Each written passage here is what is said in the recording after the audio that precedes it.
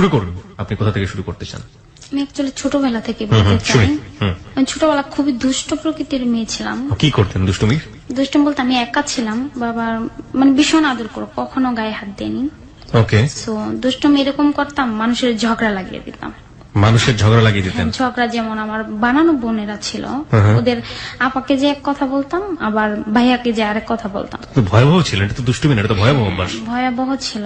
তো এরকম হতো মাঝে মাঝে, এত ভয়াবহ দুষ্টুমি করতাম যে আমার বাবা তখন বিজনেস করতো, তাকে ফোন করে মানে তাৎক্ষণিক নিয়ে যাওয়া হতো ঢাকা থেকে, যে ও কিন্তু এরকম করছে, এরকম দুষ্টুমি। মানে এত বেশি দুষ্টুমি ছিল যে আপনাকে সামাল দেওয়ার জন্য আপনার বাবাকে ঢাকা থেকে নিয়ে যেতে হতো? তাছাড়া আমি কাউকে মানে ভয় পেতাম না। মাই গড, এটাও নাকি দুষ্টুমি? শুনি একটু কি করতেন। যেমন এরকম আমি ওদিক দিয়ে হেঁটে হেঁটে যাচ্ছি, তো জুল দেখতাম যে ভাইয়া ওরা কৃষি কাজ করতো, যে কাজ করতেছে, তো ভাইয়াকে বলতাম যে আফা কিন্তু তোমার বকতেছে, আর একটু রাগি টাইপের ছিল। তো ভাইয়া ওখান থেকে বকতে বকতে আসতো, যে হ্যাঁ বকতেছে, আফাকে এসে বলতাম তোমাকে কিন্তু বকতেছে। তো ওরা মাঝখান দিয়ে ওরা মানে ঝগড়া লেগে যেত, আমি চুপচাপ হাসতে হাসতে চলে আসতাম, তো মাকে আসে বিচার দিত যে মা মাসবা কিন্তু এরকম করছে। মা আর কি করবে, মা জান তুই জান, এরকম দুষ্টমি টাইপের ছিল। প্রচন্ড রাগ, মানে আমাকে কিছু বলতে পারতো না, সব মানে ভেঙে দিতাম। আপনি অনেক রাগী ছিলেন? কয় ভাই বোন ছিলেন আপনারা? আমি একাই। আপনি একাই ছিলেন? ওকে। মানে স্কুলে তো এরকমই করতাম, অনেক ছোটবেলায় স্কুলে গেছি, মানে আমার যারা সিনিয়র ছিল তাদের সাথে আমি পড়তাম। তো যখন স্কুলে যাই এরকমই দুষ্টমি করতাম, হয়তো সাইকেল নিয়ে চলে যেতাম, কারো পিছিয়ে দৌড়াতাম, মানে ক্লাস তেমন একটা না, যে প্রেজেন্ট দিতাম না, পিছিয়ে বসে থাকতাম। প্রেজেন্ট দিতেন না? বসে থাকতেন, তারপর প্রেজেন্ট দিতেন? হ্যাঁ, আমি আসছি তো বলবো কেন, বলতাম না, তো বিচার আসতোই বাসায়। অলরেডি আমার দাদা আবার কমিটি ছিল ওখানে, কিন্তু কিছু বলতো না, বাবাকে ফোন দিত। হ্যাঁ, বাবা আবার কি আমার নাম কিছু বলা মাত্র সে চলে যেত, এই জন্য যেত যে আমাকে শাসন করার জন্য, বাট উনি কিন্তু যে আমাকে কিছু বলতো না, আস্তে করে ডাকে নিয়ে যা বলতো তুমি এটা করছো, আমি বললাম হ্যাঁ করছি। উনি রুম থেকে বেরোয় বলতে হ্যাঁ বইকে দিছে, আর করবে না। এখন 3-4 পড়ি এরকম আর কি। তখন মানে এরকম হতো যে একটু বড় হওয়ার পর আমি ফুপুদের বাড়িতে একটু বেশি থাকতাম। 6 মাস ফুপুর বাড়ি থাকলে 6 মাস নিজের বাড়িতে থাকতাম, বাট নিজের বাড়িতে থাকলেও বেশি একটা ক্লাস করা হতো না আমার ছোট থেকে। ফুপুর বাড়িতে কেন থাকতেন? মানে ফুপুদের কোনো মেয়ে ছিল না, আমার ফুপু দুটো ছেলেই ছিল। এটা তো হচ্ছে আপনার ফ্যামিলিতেও আপনি একাই ছিলেন, তারপরে ফুপুদের বাড়িতে কোনো মেয়ে ছিল না, মানে ছেলে ছিল, তো এই জন্য ফুপু আদর করতে বেশি ভালোবাসতো ভীষণ। সো ওখানে থাকাকালীন এরকম হতো, মানে খুব বায়না তো, মানে মিষ্টিটা জিনিস মানে ভীষণ পছন্দ করি। রাত নাই, রাতে 2টা বাজে উঠে আমি মানে কান্না শুরু করে দিতাম যে খেতে হবে। তো ফুপু সবসময় ফ্রিজে আনে রাখতো, যে জানে ও আসছে। তো এরকম প্রায় সময় একদিন রাত্রে এমন ছিল, মানে আমি মাঝখানে, ফুপু ফুপা দুজন দুই সাইডে, অনেক রাত্রে 1-1:30 বাজে ঘুম থেকে উঠে গেছি। তো উঠা চাদর নিয়ে নিচে নামতাম, নিচে নামে আমার ফ্রিজ খুলে একা একাই মিষ্টি খেতে গেছে, মানে মুখ দুই নেই অন্ধকারের ভিতরে খেতে, যে আমি ওটা খুলতে যাই খেয়েছি, খেয়ে ওখান থেকে একটা বিড়াল গেছিল, তো আমি খুব ভয় পেতাম আবার, তো বিড়ালটা দেখে আমি জোরে জোরে মানে চিৎকার দিয়ে ফেলেছি। সবাই তো ঘুমের মধ্যে সবাই উঠে মানে আমাকে খুঁজতেছিল, আমার খুব বিছানায়, উনি জোরে জোরে চিৎকার করতেছিল যে আমার মেয়েটার কি হইলো কি হইলো। তো এরকম ছিল, উনি লাইট জ্বালাই দেখে আমি নিচে দাঁড়ায় মিষ্টি খাচ্ছি। তো ওখান থেকে আবার বাড়িতে আসা হতো যখন পরীক্ষা হতো আর কি, অল্প কিছুদিন ক্লাস করে আবার পরীক্ষা দিয়ে আবার রেজাল্টটা মানে পরীক্ষা শেষ হলে চলে যেতাম। তখন আমি অনেক ছোট ছিলাম, মানে তুতলা ছিলাম, কথা ঠিক মতো বলতে পারতাম না, লিখতে পারতাম আর কি। রেজাল্ট তো হয়ে যাবে, ওটা তো বেশি একটা রেজাল্ট ছিল না, ক্লাস ভালো রেজাল্ট ছিল না। হ্যাঁ, ভালো রেজাল্ট ছিল না বলতে ওটা তো এমন কোনো কঠিন ছিল না যে এটা পাস ফেলের কিছু, সেরকম করে ফুরে উঠে যায়, এরকম করে মানে বছর একটা এরকম চলে যায় ফুরে। এরকম আমার একটা ঘটনা মনে পড়ে, যেটা এরকম ছিল, মানে একদিন মা অ্যাকচুয়ালি আমাকে, মানে আমি স্কুলে গেছি, উনি আমাকে রেখে আমার নানু বাড়ি চলে গেছিল। নানু বাড়ি চলে গেলে আমি বাসায় যখন আসছি, আয়সা ফার্স্টে দাদাকে বলি, তো মা কই বলছে ও তো বাপের বাড়ি গেছে, তুমি বসে থাকো, বিকেল বেলা আসবে।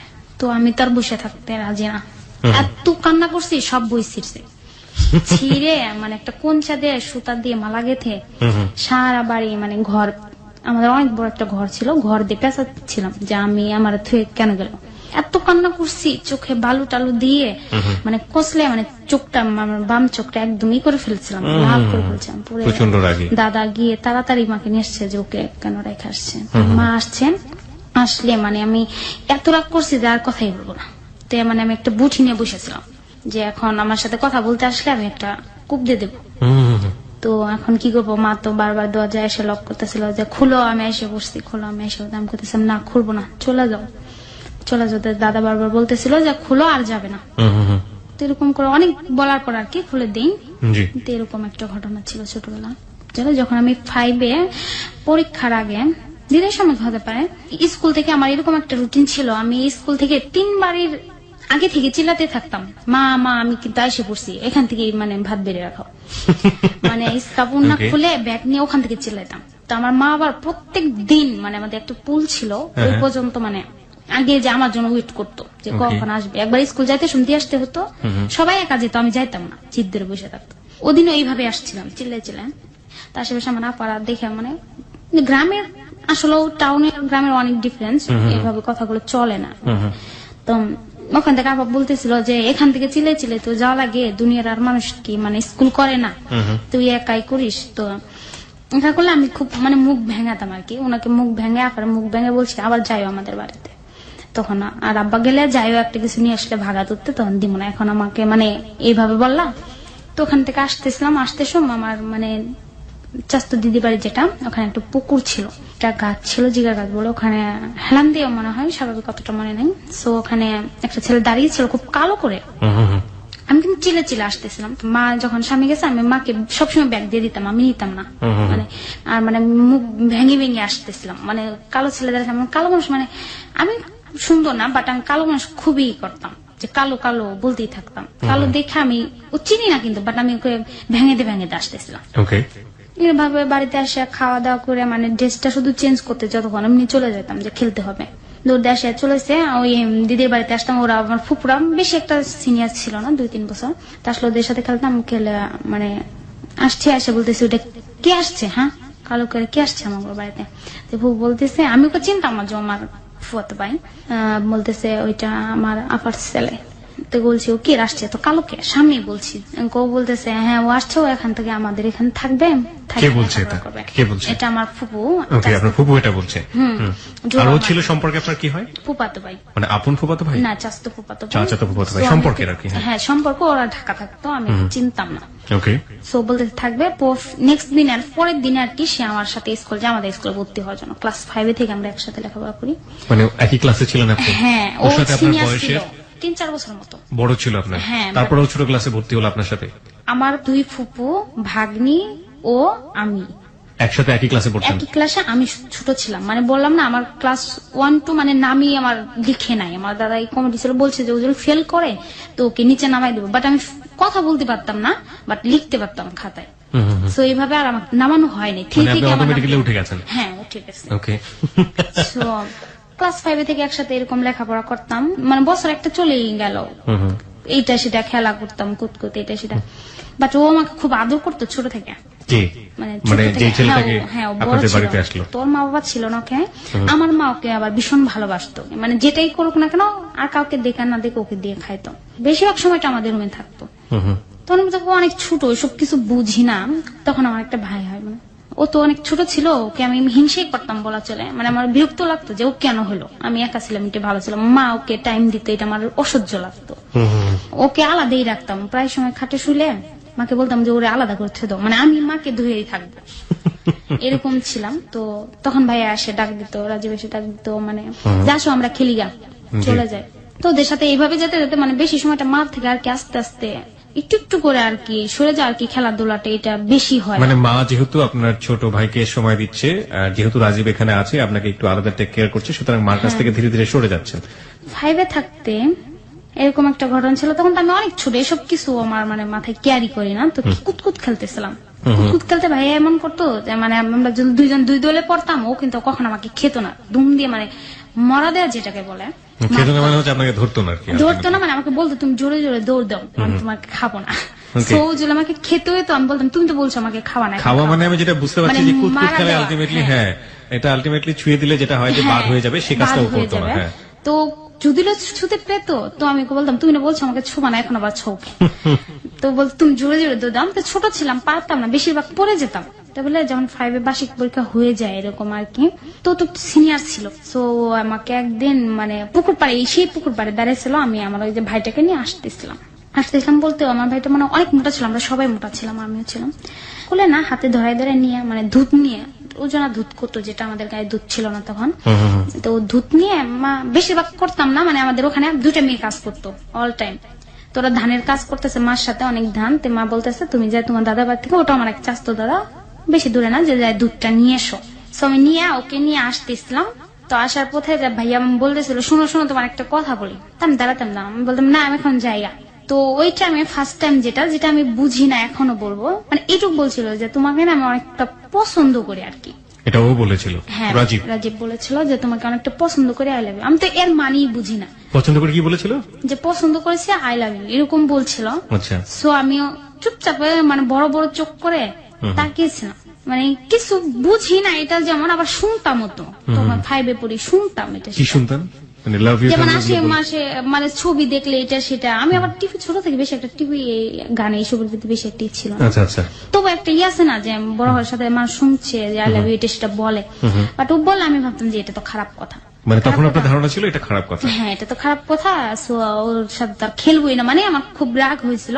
আমার রাগ করে আমি দুধটা ফেলে দিয়ে, মানে ঝকটা ওর মাথায় মারছিলাম। বরাবর হাইট আসছে আমার, আম্মা কইতেছে দুধ নিয়ে আসে না। আমি কইছি ওই দিদিদের বাড়ির পিছনে বাটিক যেটা বলে আমাদের ভাষায়, যে ওই জায়গায় ফেলাই রেখেছি। বলছে কে ফেলাই রেখেছে? তো মাকে বলে দিছি যে মা জানো রাজীব ভাই এই কথা কইছে। এই কথা মানে সরাসরি আমি সবটাই খোলামেলা বলে দিতাম ছোটবেলা। তো বলেই দিলেন? হ্যাঁ, বলে দিছি। বলে দিলে বলতেছে যে কখন এই কথা সত্যি বলছে, মানে কখন বলছে? হ্যাঁ সত্যি বলছে। মানে বকা দিতেছি। ফুপুর একটা পাজি ছেলে, যেটা আমি বাই ডাকি, আমাকে এই কথা বলছে। আচ্ছা আমি ডাক দিয়ে বিচার করে দেবনি, আর বলবে না। তো যা আমি তো রাগে এসে হ্যাঁ বলছে, আমার এমন একটা জিন ছিল যে ও এটা বলছে, আমার ওকে রিপিট আরেকটা বলতে হবে। আচ্ছা। নইলে মানে রাগটা থেকেই যেত। সকালে উঠে সেদিন আমি মানে প্রতিদিন তো সকালে উঠে একসাথে সবাই স্কুলে যেতাম, প্রায় 5-6 জন। সেদিন সকালে উঠে স্কুলে গেছি, মানে সবার আগে ওদের ফ্রেন্ড যারা ছিল মৌসুম, ওদের বলছি যে হ্যাঁ আসলে, ওরা কেউ জানতো না। বাট যখন স্কুলে গেছি ও তো রেডি হয়ে চলে আসছিল। তো আমি চুপ করে পারতাম, দরজাতে দেখতাম যে ও কি আমাদের বাড়িতে আসতেছে কিনা।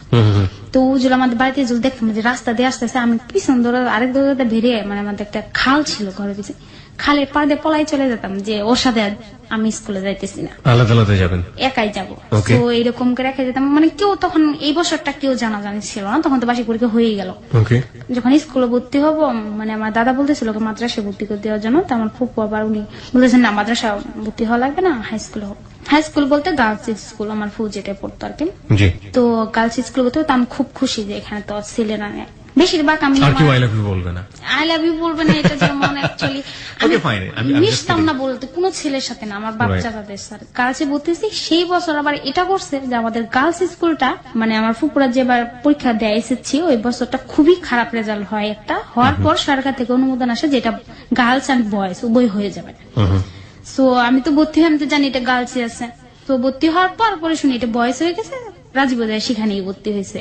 ক্লাস আলাদা আলাদা ছিল, মেয়েদের আলাদা ক্লাস, ছেলেদের আলাদা ক্লাস। এভাবে যাচ্ছিলাম স্কুলে ক্লাস 6-এ। ও এমন কথা আমি তো আর কাউকে বলিনি, মাকে একবার বলছে, হয়তো মা ভুলে গেছে গ্রামের দুনিয়া। প্রত্যেকদিন মানে ও এরকম করতো যে মানে আমার সাথে সাথে স্কুলে যেত, স্কুলে আসতো, তো আমি তো ওর সাথে যাইতাম না, প্রতিদিন পলাতাম, যে কোনো একটা বাহানা ধরতাম।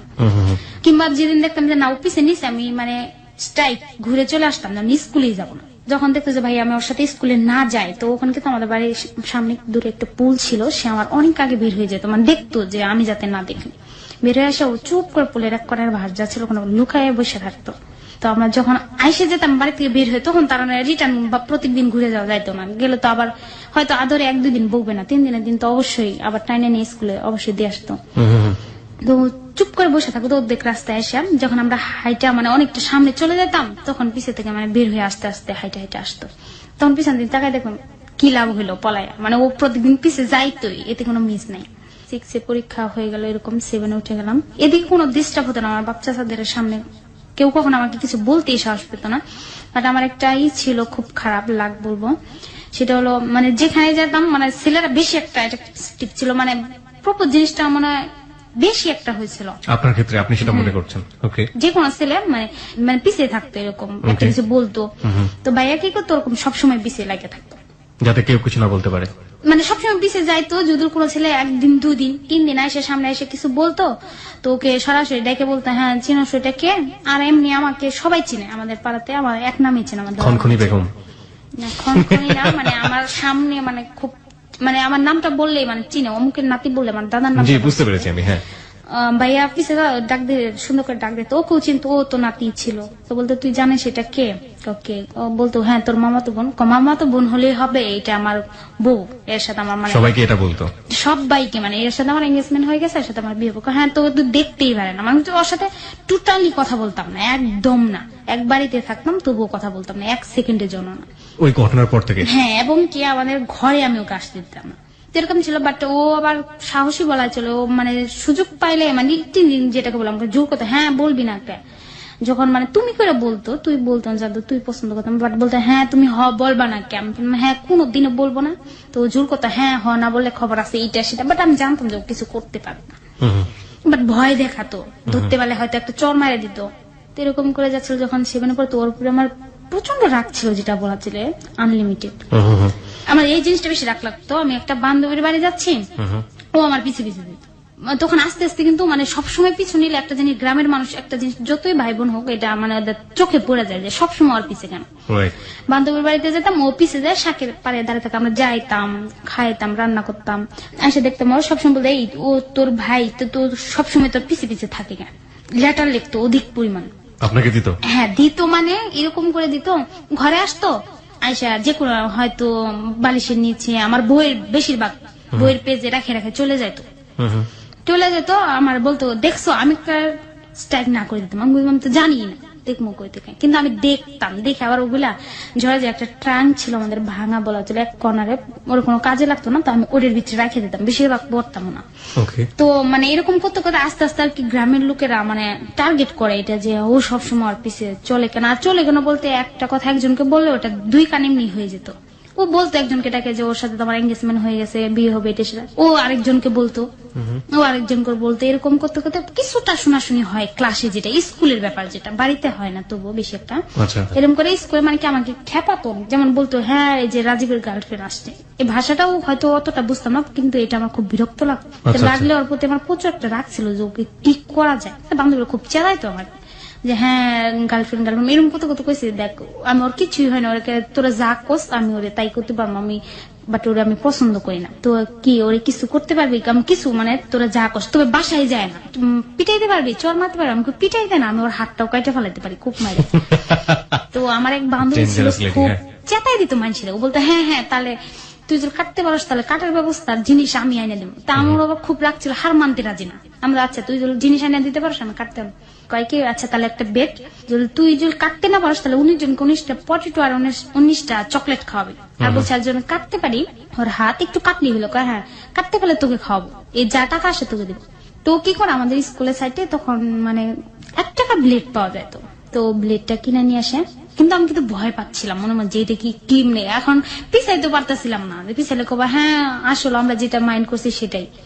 তো মানে মাঠে খেলতেছিল, কথায় কথায় শোনাশুনি হয় না, 1-2 কানে শোনাশুনি হয়ে গেছে যে ও বলতেছে মৃত্যু আসতেছে কিন্তু তোর হাত কাট, তো দৌড়া যায় কমন রুমে পলাইছে। তা আমরা সব মেয়েরা যাই ওরা কমন রুমে স্ট্রাইক করে মানে অ্যাটাক করে দৌড়ছি, মানে ছেলে মানুষ তো একটু সাহায্য, হ্যাঁ কাটতে পারবা এরকম করে হাতটা আর কি আগে দিতেছিল। তো এখন আমারও তো এমন রাগ দিচ্ছে, এমনি তো ওর প্রতি রাগ, সো আমি কি করছি ব্লেডটা বের করে একটা টান দিয়ে দিছি হাতে, কাটা মাত্র ওইখান থেকে একটা চিল্লানি দিয়ে একদম স্যারদের রুমে আসে বসছে, আইসে বিচার দিছে, ক্লাস 7 মেয়েরা ধইরা আমার হাত কাটে দিছে। ম্যাডাম ছিল আমার দিদি, উনি তো এমনি জানেন আমি খুব দুষ্ট, সবকে ধরে নিয়ে মানে ইচ্ছা রকম অপমান যেটাকে বলে, বেতের বাড়িতে আছে বাট তার উপর যে মানে সবচেয়ে পিছন মোড়া হাত দিয়ে দাঁড়া করে রাখছিল সিরিয়ালদের, এত বড় সাহস স্কুল আইসা। আর এই কথাটা এমন ভাবে ছড়াছড়ি হয়েছে, ওই সবাইরই বলছে যে এই স্কুলের মেয়েরা মাস্তান, ধরে হাত পাকাড়ে দেয়, সব মানে রাস্তাঘাটের দোকানদার যারা আছে সবাই মানে একদম মানে ভ্রাষ্ট হয়ে গেছে একটা খবর, স্কুলের মেয়েরা ডেঞ্জারাস। ডেঞ্জারাস মানে বলতো যে এরা যেদিক দিয়ে যাবে ওদিক গায়েব হয়ে যাবে। বার্ষিক পরীক্ষা হবে, ওখানে যাই দেখি একটা ছিল যে ব্রেঞ্চটা ছিল, ওখানে বসতাম, ওখানে আমার নামটা আর রাজীবের নামটা প্লাস দিয়ে লেখা ছিল ক্লাসের বেঞ্চে। পরে আমার এটা দেখে আমার খুবই রাগ উঠলে আমাদের দপ্তরি কাকা ছিল, খুব রাগ করে দাঁড়াইছিলাম, দপ্তরি কাকা ডাক দিছি যে এদিকে আসে না, আসার পর বলতেছি দেখেন তো এটা কি, দেখে চুপ করে দাঁড়াইছে, কে লেখছে, আমি তো বলছি যার নাম আছে সেই লিখছে। পরে মানে আমি এমন একটা করা ভাবে বলি যে আমি যে ব্যাগ নিছি বই নিছি, তো কি হয়েছে এটা বিচার হবে ভালো, তা না হয় আমি এখান থেকে চলে যাবো। চলে যায়, আমি আমার আব্বারে বলে দেবো, দাদারে বলে দেবো, তখন সে আসবে, সে এসে বিচার করবে স্কুলে। এত বড় শ্বাস কই থেকে হলো। এখন তারা হেড স্যারকে বলে, হেড স্যার আসে দেখে দেখে হ্যাঁ সত্য ঘটনাটা। তো মাঠে খেলতেছিল হয়তোবা, দপ্তরি কাকা ডাক দিয়ে নিয়ে যায় কাকে? রাজীবকে। পরে বলে যে মাস্টারবাকে চিনো? ও বলছে হ্যাঁ চিনি। কি হয়? ও কিছু বলে না, ব্রেঞ্চের ভিতরে মানে এই নামটা কে লাগছে? ও বলে হ্যাঁ আমি লিখি নাই, বাট ও না করে, কিন্তু এটা শিখা যায় না যে ও আমার মামাতো বোন হয়। বলো যে ও আমার মামাতো বোন হয়, এইসব যেটা শুনছি এটা মিথ্যা কথা। ওই রকম ছিল যে না আমি তো ওকে পছন্দ করি, সো আমি এটা না করবো না। করেনি, কিন্তু স্ট্রং দাঁড়াইছিল, ইচ্ছা রকম পিটাইছে ওকে। 27টা বাড়ি দিয়েছিল ওকে। এই সংখ্যাটা আপনি পরবর্তীতে জানলেন কিভাবে? ফ্রেন্ডেরা ছিল, আমি কিন্তু খুব ভয় পাচ্ছিলাম। আমি চাচ্ছিলাম না যে এইটুকুর জন্য এত বড় বিচার হোক। মানে ও কিন্তু আবার খাইছে কিছুটা নিজের দোষে, যে ও এটা বলে আসে করতে পারতো হ্যাঁ আমার মামা তো বোন, বোনের মতো দেখি, কিন্তু ওখানে হিরোইজম দেখাতে গেছে। মানতে রাজি না, আমি ওকে বোনের মতো দেখি না। ও বলছে সরাসরি, স্যার বলছে ছেলে তো বিয়াদব, দিয়ে দিয়েছে ইচ্ছা এরকম পিটাইছে। পিটে একটা লাল কার্ড দিছে যে তোকে স্কুল থেকে বের করে দেওয়া হবে, এরকম কিছু। তো পিটানোর পর ক্লাসে আসছে, এসে বসছে, তো পিঠ দিয়ে রক্ত বের হয়ে যাচ্ছিল। এবার আর কি সবাই জানাজানি হয়ে গেল যে ওদের ভিতর, বাট আমি কিন্তু তখন ওকে চয়েস করতাম না, কিছু না ছিল না, বাট এর জানাজানি হলো যে ওদের দুজনের রিলেশন আছে। এবার একবার এস্টাবলিশড হয়ে গেল ব্যাপারটা। হ্যাঁ হয়ে গেল, মানে এরকম যে আমিও আছি এর ভিতর, বাট আমি কিন্তু ছিলামই না। তো বাসায় এসে পরে আসে, তো কি করে সেই বিষয়ে আমার কোনো আইডিয়া নেই, কিন্তু আমি স্কুলে খুব ভয় পাইতেছিলাম। জাস্ট বাসায় গেলাম, ওর নানি যে ছিল আমাদের চাস্তো দাদি, খুব ডেঞ্জারাস। ওনার ভয়ে আমরা আমার মারা কেউ কখনো কথা বলে না। তো আমি তো ভয় পাচ্ছি যে আজকে তো বাসায় গেলাম, আর তো আর রক্ষা নাই। স্কুলে নাই, আমাকে কিছু করতে পারে না, বাসায় গেলে এই পিটারিটা আমার কপালে আছে। পুরো ভয় পাই আসে দেখি কোনো শব্দ কিছু নেই, ভাত খাইছি, চুপচাপ বসে আছি, কেউ কিছু বলে না। তো আমি একদম রিল্যাক্স হয়ে গেলাম। রাত চলে গেল, ফেরার দিন সকাল হতে আরো দিন মানে স্কুলে যাওয়ার জন্য আমি সকালবেলা বায়না ধরি যে আমি যাবো না। সেদিন তো আমি তাড়াতাড়ি রেডি হয়ে এসে পড়তেছিলাম, যাতে আমি বাসা থেকে আর কি তাড়াতাড়ি বের হয়ে চলে যাওয়া যায়। তো এসে বসছি স্কুলে, সেদিনও কোনো প্রবলেম হয় নাই। সেও স্কুলে গেছে, কোনো কথাবার্তা কিছু না, একদম চুপচাপ। 2-3 দিন পর সে একদিন স্কুলে জানে, তা আমি বেশি একটু কেয়ার করিনি। তো আমি ভাবছি 2-3 দিন যেহেতু আর কিছু হয়নি, তো এখন আর কি হবে, কিছু হয় না। বাট পরে আমি বাসায় আসছি, আসে মানে ওইটা আমার মনেই নেই। খাইতে বসছে, মা খাইতে দিছে, অর্ধেক খাওয়া হয়ে গেছে, তখন বলতেছে স্কুলে কি হয়েছিল। এটা 3-4 দিন পর। কিছু না, কি হবো, প্রত্যেকদিন যা হয় তাই, স্কুল আবার কি হয়? কিছু হয় নাই কনা, রাজীবকে বলে মারছে। মানে এটা আমার মা কিন্তু সব জানে, বাট আমাকে বলে নাই যে তোমার জন্য, বলছে রাজীবকে বলে মারছে। আমি কি জানি, আমি তো সঠিক জানি না। মানে এই কথা শুনে কিন্তু আমার ভয় লাগতেছিল যে এটা আমার জন্য, বাট আমি না করছি যে আমি জানি। সত্যি জানিস না? তুই করে বলতে সত্যি জানিস না? না জানি না। তুই যদি নাই জানিস রাজীবের পিঠটা এরকম ফাইটে ফাইটে হয়েছে, এরকম একদম লাল হয়ে রয়েছে, আমি জানি না। তুই বলে বিচার দিয়ে মার খাইছিস, তার মানে ওর মাকে ফোন করা হয়েছিল। ওর মা ঢাকাতে যায়, আমার মার সাথে ইচ্ছা রকম ঝগড়া, যেটাকে বলে গ্রামে। ওর মাকে বলছে ছেলে যেহেতু যে ও বিচার দিয়ে এরকম মার খাওয়াইছে, ফাইন একটা ঝগড়া হয়ে যায়। মানে সবাই জানাজানি হয়ে যায় যে এরা নিজেরা এরকম ঝগড়া করতে, ভাবি ননদে এরকম বিশাল ঝগড়া হয়ে যায়। তো আমি পুরো গ্রাম মানে রুটে গেল, কি নিয়ে ঝগড়া হচ্ছে যে ও কে মার খাওয়াচ্ছে। তো বলছে আমি তো একদম না, ওর নামে আর যত মন্দ বলা যায়, যেটা বলে ইচ্ছারম খারাপ করি। ওর পুরো মা সত্যি করে এত বড় ঘটনাটা কি মিথ্যা হইতে পারে, যে ওর পিঠটাও চোখের সামনে এত বড় হয়ে আসছে পিঠটার ভিতর, তুই না করতেছিস। পরে মানে একটু ভয় কাটতে কাটতে, মানে আমি তো বাবার একটা সাহস ছিল যে আমার তার মারবো না, বকা চাই, 2-1টা বকা দিব। তো বলছি আমি তো দেইনি, আমার কথা না করছি, আমার বান্ধবীরা দিছে। এরকম প্লাস দিয়ে লিখছিল। মা বলতেছে যে লিখলে কিরকম বিচার দিতে হয়, বাসায় আসতি নিজেরা ওকে বলে দিতাম, আর লিখতো না। তো বিশাল হয়ে যাওয়ার পর মানে ও আর আমার সাথে কথা বলে না। পর যখন বার্ষিক পরীক্ষা হবে এরকম মানে হঠাৎ করে, তখন মানে একটা জিনিস কি, মানে সবসময় লোকটা কথা বলতো, পিছে পিছে থাকতো, হঠাৎ করে নাই, এটা কিন্তু একটু খারাপ লাগতো যে হ্যাঁ লোকটা নাই। মানে কোথায় গেল নাই, মানে ওর আমার পিছু নিত না। ও আচ্ছা আচ্ছা, মানে মাইটা খাওয়ানোর পর সেগুলো আর করতো না। তো করতো না, তখন আমি করতাম এরকম মাইটা খাওয়ানো ঠিক হয়নি। ঠিক হয় বলতে এত বড় মাইটা খাওয়ানো ঠিক হয় নাই। ভাই নিজের মানে বাসায় দেখা হলো, আগে এরকম ছিল, আমি বসে থাকলে ও আসতো, এখন আমাকে দেখলে ও পলাইতো। একটু খারাপ লাগতো। এইটা যখন পরীক্ষা হয়, ও একবার আইসে পড়ে, ঢাকা এসে পড়ে, এটাই শিওর যে ওকে ভালো লাগতো না। বাট ও আইসে পড়ে শুনি যে ও আর যাবে না, পড়বে না, পরীক্ষা দিবে না। সো আমি ও যাওয়ার পর আমি ওকে একটা লেটার দিই। সেটা ভালো লাগাও ছিল না, কিছুই না, যে ও পড়ুক, ওকে, মানে পড়াশোনা যেন ও আসুক পড়ুক, যে আমার জন্য এত বড় বদনামটা না হোক। কারণ যেহেতু ফুপু বলবে যে তোর জন্য আমার ছেলেটা বন্ধ করে আসে বসে, তো আমি একটা লেটার দিই। মানে এটা আমার এক বান্ধবী ছিল, ওর সাথে মিলে ও বলে আচ্ছা দিয়ে সমস্যা কি, 9-10 পর্যন্ত পড়ে তো চলেই যাবো। লেটার দেই ছোট্ট একটা কাগজে, জাস্ট এই 3টা শব্দ লিখে দেয়, আমি আর কিছু লিখে, ওই তো আমার সহ্য দেওয়া। আবার আমাদের লেটার দেওয়ার নিয়মটা এরকম ছিল, বাড়ি ছিল পাশাপাশি, বাট লেটার দিতাম 3 গ্রাম ঘুরা। ও যায় দেশ তার একজনের কাছে, ওদের ঘুরে ঘুরে আসতো, 2 দিন 1 দিন লেগে যাইতো আস্তে আস্তে। আচ্ছা আচ্ছা। তো আসে, ও তো মনে মনে ভাবে খুবই হ্যাপি, মার খেলেও এভাবে চলে যায়। 9-এ ওঠার পর ও জানতো যে আমি ওকে লাভ করি, বাট তখন কিন্তু আমি ওকে লাভ জিনিসটা করতাম না বলা চলে। বাট লেটার দিতাম, যেটা সত্য কথা বলবো, ও দিত। মানে এত লেটার হতো, যে ট্রাঙ্কটার কথা বলছিলাম, এটা ভরে গিয়ে মানে বস্তায় রাখা হতো ওর লেখাগুলা। মানে লেটার বলা চলে না, পত্রিকা বলা চলে এক একটা। হ্যাঁ, এরকম করে ও লিখতাম, আমিও লিখতাম। আমি যে লিখতাম তা এমনটা না।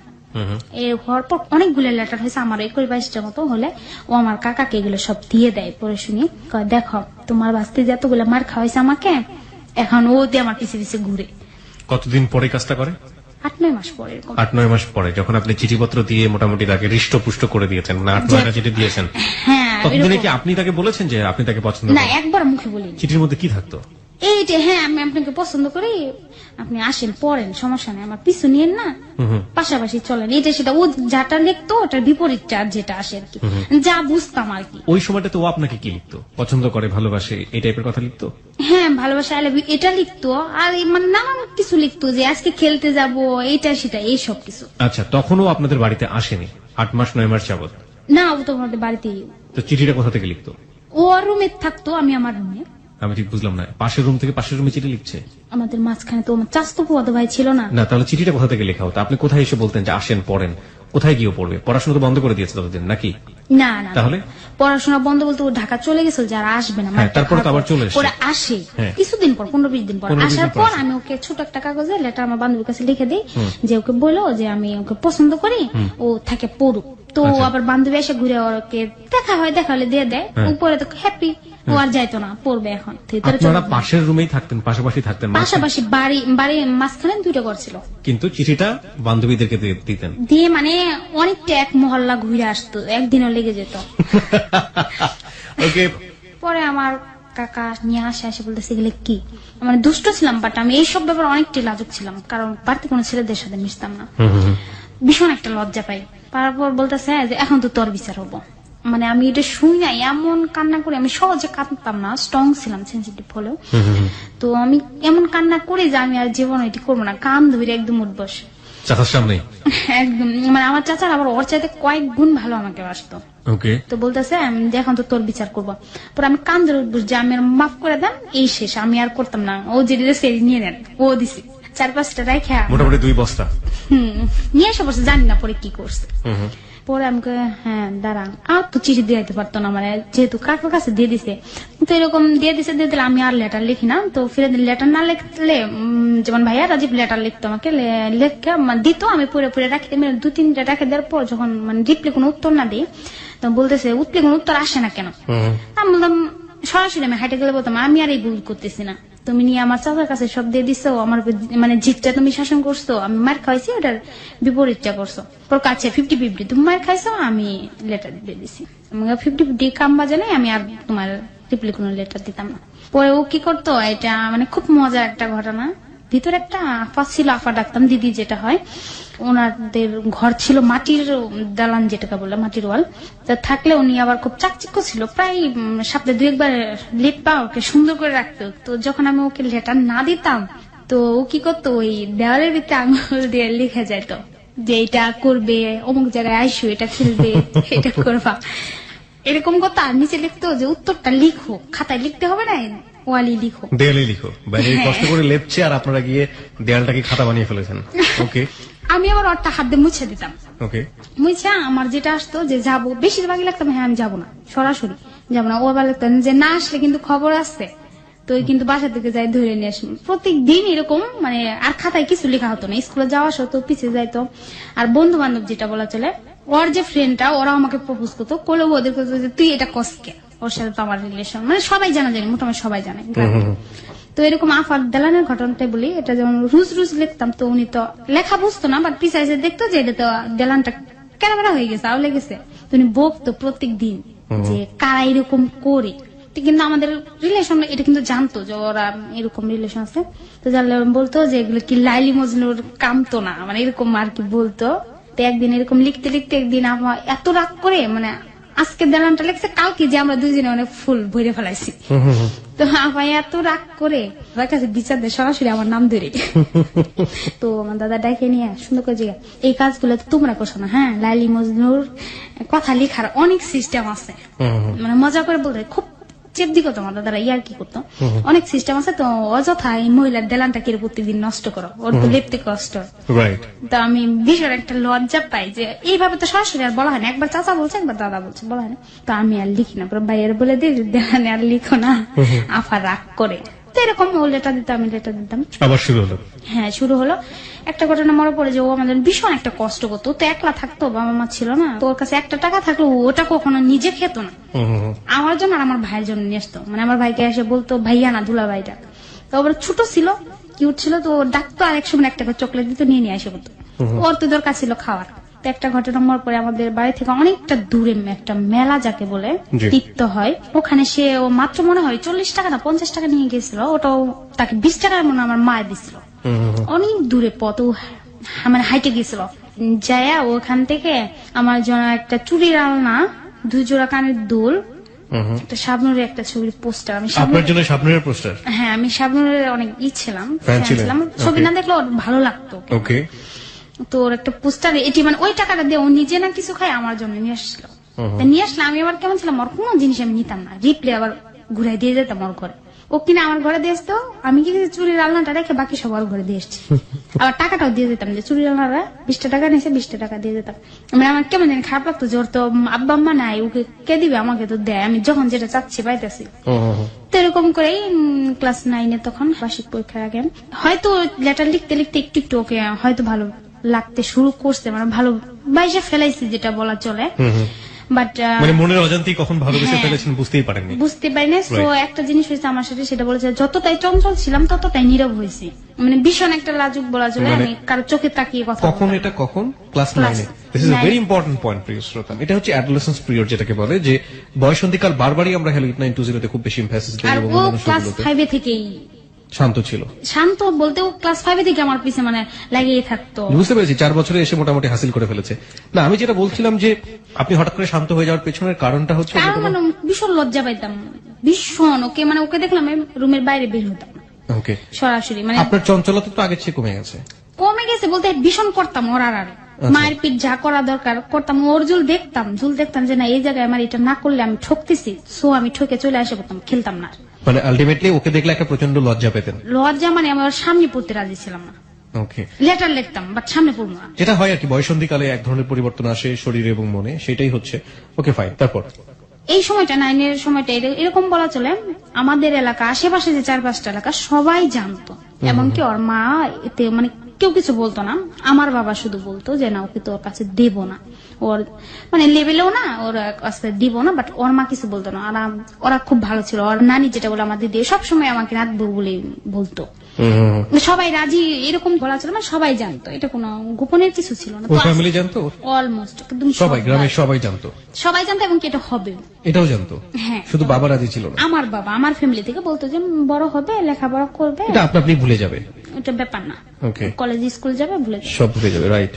সো এরকম করে 9-এ যখন বার্ষিক পরীক্ষা হয় এভাবে চলছিল, মানে যেখানে যাচ্ছে ও যাচ্ছে, যেটা খাচ্ছি মানে আমার খুশিটা ও দেখছে, আমি মানে মনের গুলোজুল বলে যে আমার এটা লাগবে, ওটা আগে প্রেজেন্ট করতেছে যে নাও। বেশিরভাগ মিষ্টিটা, একটা ঘটনা মনে পড়ে যে ও আমার পিছে পিছে মানে মিষ্টি নিয়ে ঘুরতেও বলা চলে, কখন জানি খাইতে মন চায়। এরকম করে 9-এ বার্ষিক পরীক্ষা দিয়ে আমরা 10-এ উঠে যাই।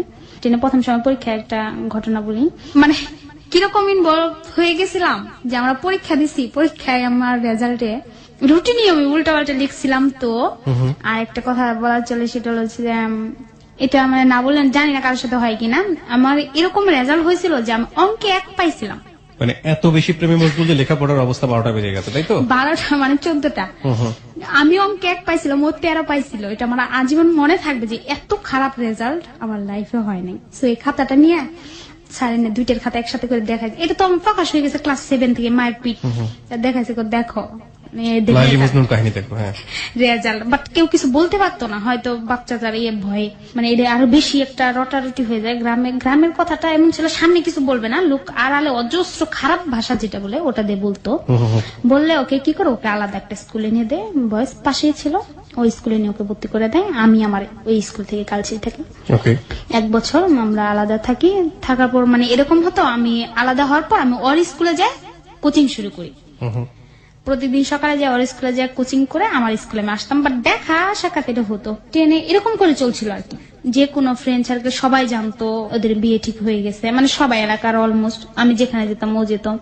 ছবি বললাম বেশি একটা দেখতাম না, তবে এরকম একটা জিনিস ছিল, আমি ওর সাথে কয়েকবার বাংলা ছবি, যেটা হলে আমরা ছবি দেখতে যেতাম, স্কুলের কথা বলে বাড়ি থেকে বলতাম, খুব কাছে ছিল তো টাউনটা, 13 টাকা 14 টাকা লাগতো একটা টিকিট।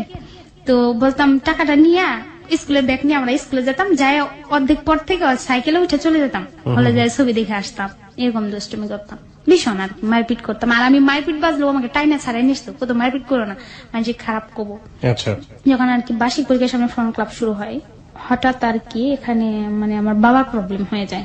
আমার বাবা যেখানে শেয়ার ব্যবসা করতো, কিছু একটা মার্ডার হয়, সো সে বিষয়ে আমি বলবো না, সেটা আমার বাবার বিষয়।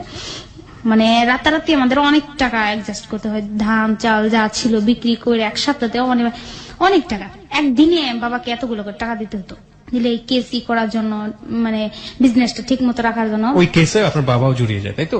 হ্যাঁ, জড়িয়ে যায়, মানে উনি একদম 2 নম্বর, 1 নম্বর আমার মামাকে আর আমার বাবাকে 1-2 ফেলাই দেয়। মানে উনার শিফটে ছিল, এখন বাবা দেখে নাই কেন শিফটে ছিল, তাহলে উনার আন্ডারে ছিল, ওরা কাজ করতেছিল, 3 কর্মচারী ওয়ার্কারে ঝগড়া লাগে, মার্ডার হয়ে যায়। এরকম দেওয়ার পর অনেকটা মানে লস হয়ে যায়, যেটা বলা চলে লসই।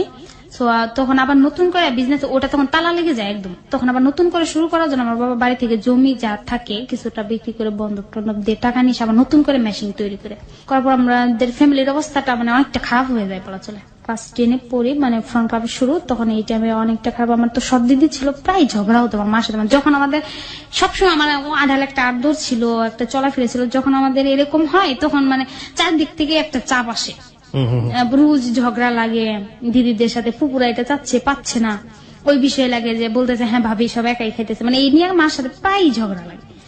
ঝগড়া লাগলে আমার মাকে আমি আর এখানে থাকবো না, আমাকে নিয়ে ঢাকা যাও। যখন আমি ক্লাস 10-এ পড়ি আমার ঢাকা নিয়ে এসে পড়া হয়, ঢাকা বলতে নারায়ণগঞ্জ চলে আসা হয়। আপনি বলতে আমার ফ্যামিলি, আমার বাবা মা ভাই, মানে আমরা আর কি। ওর সাথে কোনো কথা হয় না, ওই স্কুলে থাকে। আমার বাবা মানে খুব অভিমানী ছিল, আমার দাদা আমার বাবাকে সে বিষয়ে না বলে, আমার দাদা বাবাকে একটা কথা বলে জমি সম্বন্ধে আর কি, বলার পর তো আমার বাবা খুব রাগ করে যে আমি এত বছর তোমাদের খাওয়াইছি, এত কষ্ট করছি তোমাদের জন্য, আসছে আমি একটু প্রবলেমে পড়ছি, আমি কি আর উঠবো না এই প্রবলেম থেকে? তো তোমরা আমার সাথে এরকম ব্যবহার করলো আমার ছেলে মেয়েদের সাথে। তো বাবা রাগ করে আর কি আমাদের নিষে করে, রাগ করে একদিন কিছু নিয়ে আসে না, শুধু যার যা শরীরে যা থাকে, দাঁড়াতে পারলে আসবো, আবার কখনোই আসবো না, রাগ করে নিয়ে এসে বলে নিয়ে এসে আমাদের নতুন বাসা ভাড়া নিয়ে নেই। কিন্তু আমার পড়াটা ওখানে গ্যাপ পড়ে যায়। সো আমরা এইভাবে থাকি, রাজীবের সাথে আর কোনো কথা মানে ও জানি না যে আমি চলে আসছি।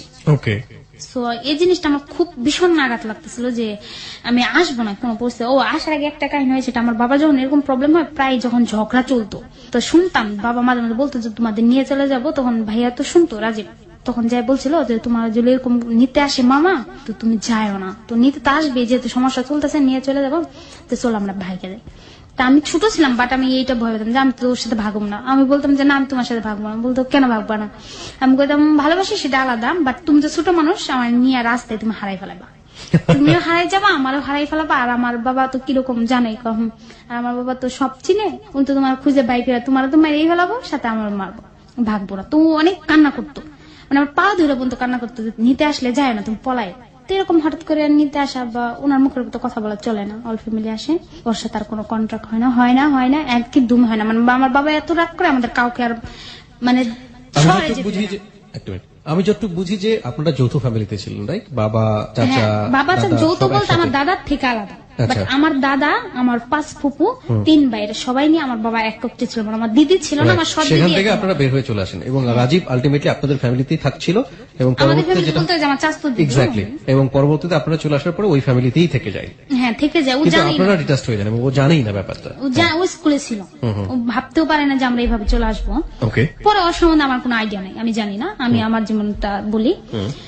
আইসা পড়ার পর মানে বাবা যখন এরকম প্রবলেম হয় তখন মানে আমারও প্রবলেম হয়ে যায়, মানে এত পরিমাণ অসুস্থ হয়ে পড়ি, একটার পর একটা হতে থাকে। তো আমার মা বলতো তো আমার মেয়েটার দুঃখ জিনিসটা হয়তো সহ্য হবে না, সুখটাই বেশি ছিল। তো আমার বাবা এরকম তাকে কোনো ফুপু মানে আত্মীয় স্বজন কার সাথে কোনো কন্ট্যাক্ট ছিল না।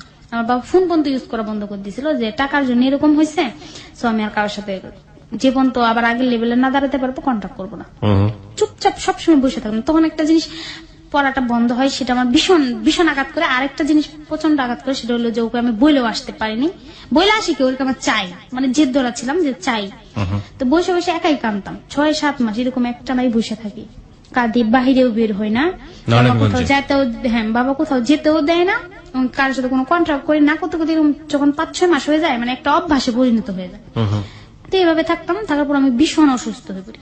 ভীষণ বলতে আমার গলায় একটা ইঞ্জুরিতে একটা প্রবলেম হয়ে যায়, সেখানে একটা অপারেশন করা লাগে নারায়ণগঞ্জ হাসপাতালে। তখন তো আমার বাবার অবস্থা, এদিকে আর্থিক অবস্থাও খারাপ হয়ে যাচ্ছে, প্রবলেম হচ্ছে, কুটে হাজিরা দিতে হচ্ছে, টাকা দিতে হচ্ছে, বিভিন্ন প্রবলেম, অফিসটায় তালা লাগাই দিছে, এটা নিয়ে কুট কাছারি, তার মধ্যে বাড়ির থেকে এসে পড়ছি।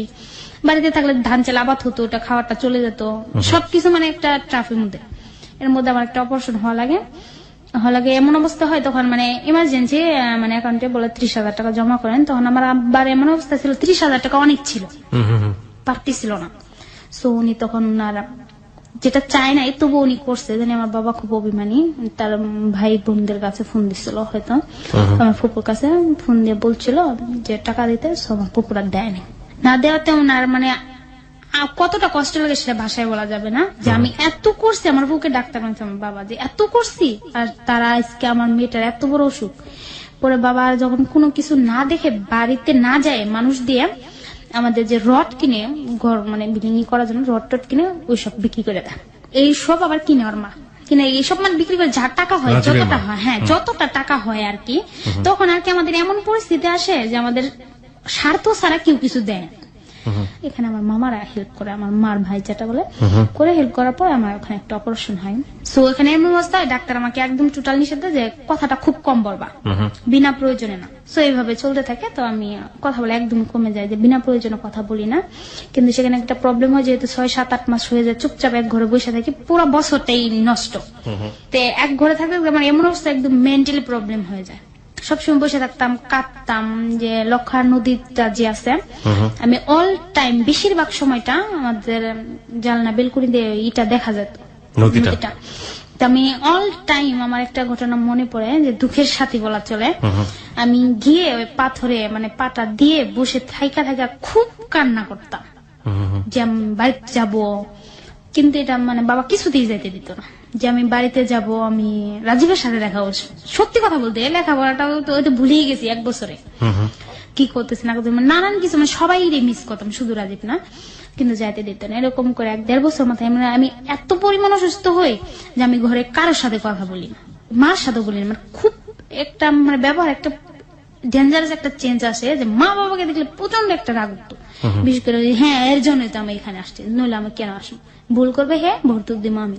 মানে বাবার সাথে মানে এই যে আইসা ডাক দিত মা করে, এটা সেটা মানে বেশ একটা কেয়ার দিয়ে মানে শুনতামই না। যদি দেখতাম যে বাবা ঘরে ঢুকছে, আমি আরেক দরজাতে বের হয়ে যায়, সিঁড়ি দিয়ে উঠা পানি যে ট্যাঙ্কি ছাদ ছিল ওখানে বসে থাকতাম, চুপ করে লুকাই থাকতাম। নিয়ে একটা সামনে একটা পুকুর ছিল, বসছি দিয়ে ওই পুকুরে টুপ ফালাই বসে থাকতাম, যে ঘরে যাব না বাবা যতক্ষণ না যাবে। অফিস আসলে আবার রুমে যেতাম। আর মার সাথে তো মানে ভীষণ রাগ উঠতো, একে তো আমি অসুস্থ থাকতাম, দুয়ে তো মানে রাজীব থেকে কেন আইসে পড়ছি। তো এরকম করে 1-2 বছর চলে যায়। চলে যাওয়ার পর ভীষণ অসুস্থ হয়ে পড়ি। সেটা হলো তখন আমাকে সাবান নিয়ে আসা হয় বিভিন্ন ডাক্তার দেখায়, ভয়াবহ। সেখানে আমার প্রায় 3-4টা রোগের মতো ধরা পড়ে ওই সময়টাতে। হ্যাঁ ধরা পড়ে যে এরকম ছিল, মানে অতি টেনশন যেটা বলে, যে ব্লাড জমাট বেঁধে যেত ব্রেনটে। আর এরকম ছিল যে আমার এক সাইডে ব্লাড জমাট বেঁধে মানে পুরো বাম সাইড মানে প্যারালাইসিস এর মতো অবশ হয়ে যেত। তার প্যারাটাইফয়েড জ্বর সাথে লিভার ফাংশন পানি এসে যেত, মানে অধিক পরিমাণ না খেতাম, খাওয়ার প্রতি একদম অনীহা এসে যায়। তখন 2 বছর অলরেডি চলে গেছে, মানে এমন কোন ট্রিটমেন্ট নেই, ওষুধ নাই। এখানে আমি মাসের পর মাস 7 মাস ওখানে ডাক্তার যারা আছে যে এরা ওষুধটা কেন সারে না। আর আমার বাবা কি করতো, যতটা ইনকাম হতো, যতটা আসতো, কিছুটা ঘরে দিত, খুব কষ্ট করে চলে, বাকিটা আমার ট্রিটমেন্টে চলে যেত। কোনো পরিস্থিতিতে আমি সুস্থ হচ্ছিলাম না, তখন ডাক্তারের ডিসিশন নেই যে ওকে একটা কাজ করো, যেটা করতে ভালো লাগে ওকে ওটা করতে দাও। এই সময়টা এই যে শেফার সাথে এর সাথে আমার পরিচয় হয়, এই আমার মানে দুঃখের ফ্রেন্ড বলা ছিল। যখন আমি দুঃখে পড়ছি ওকে সাইডে পাইছি। শেফা মানে আপনার বান্ধবী? এই যে বান্ধবী যে বসে আছে নারায়ণগঞ্জে। নারায়ণগঞ্জ থেকে তখন সাভারে এসে পড়া হয়। সাভারে চলে এসেছে, মানে যে বান্ধবীকে সাথে করে নিয়ে এসেছেন আপনি? হ্যাঁ, সাভারে এসে পড়া হয়। তো ওরা ফ্যামিলি শো থাকতো, ওরা তখন ওই জায়গায় লেখাপড়া করতো, ওর বাইরে ওর বাবা মা থাকতো। তো ওর সাথে কথা হতো, ওর সাথে ফ্রেন্ডশিপ হয় আর কি। এতদিন আর আমার কার সাথে কোনো বন্ধুত্ব না, কোনো কিছু না। তো এরকম ওর সাথে একটু একটু কথা হয়, কথা হইলে মানে বেশি একটু কথা হতো না। তো বাবা এসে বলতো যে কি করবা, কি খাইতে চাও, কই যেতে চাও। তা আমার প্ল্যানই ছিল একটা, আমি বাড়িতে যাইতে চাই, আর কোনো কথা নেই। এর মাঝখানে কি রাজীব আপনার সঙ্গে কোনো যোগাযোগ করে? না, ওর আমার কোনো কন্ট্রাক্ট ছিল না। ওকে। তো এরকম করতে করতে 2.5 বছর 3 বছর মানে কিছুতে আমি সুস্থ যখন না হই, খুব মোটা ছিলাম, শুকিয়ে যাচ্ছি, এক সাইড পুরো অবশ হয়ে যায়। তো তখন সবসময় আমার সাইডে থাকতো। মা যখন রান্না করে যেত অল টাইম আমার সাইডে থাকতো, হাতই করে দিত, পাই করে মানে আপনার এই বান্ধবী? হ্যাঁ, অল টাইম আমার সাইডে মাথা ধুয়ে দিত, অল টাইম মানে আমার সাথে গল্প করতো আর কি, আমাকে হালকা করার চেষ্টা করতো। ও জানতো? ও জানতো বলতে ওর সাথে মানে আমি সহজে বলি না, বন্ধুত্ব না হলে সহজে কারোর সাথে মনের কথাটা বলি না বলেই চলে। তোর সাথে যখন মিষ্টি মিষ্টি একটু অনেকটা ও আমার হেল্প করে, আমার কষ্টগুলো একটু একটু বুঝে, তখন ওর সাথে আমি আলাপ করতাম রাজীবের কথাই। মানে পৃথিবীর মধ্যে একটা মেয়ে বলবো যে ও কখনো এই কথাটা আমার বিরক্ত বোধ করতো না, এত বলতাম মানে ওর কথা, রাজীবের কথা মানে শেষ করার মতো না। 1 বছর পুরো ওকে না দেখে এই গল্প করছে, তো ও মাঝে মাঝে বলতো যে তুমি যেরকম পছন্দ করো ছেলেটাকে, ও কি এখন তোমাকে পছন্দ করে? ও এই সময়টা এরকম হয় যে আমাকে স্কুলে ভর্তি করে দেওয়া হয় ওখানে সবাই, বাট আমি ক্লাস করতে পারি না, শুধু পরীক্ষার জন্য আর কি। কোন ক্লাসে ভর্তি করা হয়? 10-এ ভর্তি করা, আবার নতুন করে 1 বছর গ্যাপ দেওয়ার পর 1.5 বছর হয়ে যায়, বাট নিয়ে ভর্তি করা হয়। স্যারেদের বাসায় আমরা ভাড়া নিই, একটা স্যার থাকে, ওকে। তো উনি হেল্প করে যে আমার স্কুলে পড়ো, ক্লাস করতে হবে না, সুস্থ থাকে। তো ভর্তি করে দিলে ক্লাস তো করতাম না, বেশি সময়টা বাসায় থাকতাম। তো ওর সাথে সবসময় গল্প করতাম, এটা সেটা বলতাম রাজীব সবসময় আর কি, রাজীব সম্বন্ধে যে গল্প করতাম, যে এরকম ছিল একটা ছেলে এরকম করতে, এটা সেটা। আর একটা জিনিস আমার খুব খারাপ লাগতো তখন, যে আমি আর ক্লাস করতাম না, এই জন্য হঠাৎ যদি কখনো ক্লাসে যেতাম, এটা কোনো ছেলে যদি প্রপোজ করতে এটা ছাড়া, তো তখন আমার ওর কথা বেশি মনে হতো, রাজীবের কথাটা। তখন আমি এই ভয়ে আমি আরো ক্লাস করতাম না, যে আমি ক্লাসই করবো না। ওকে।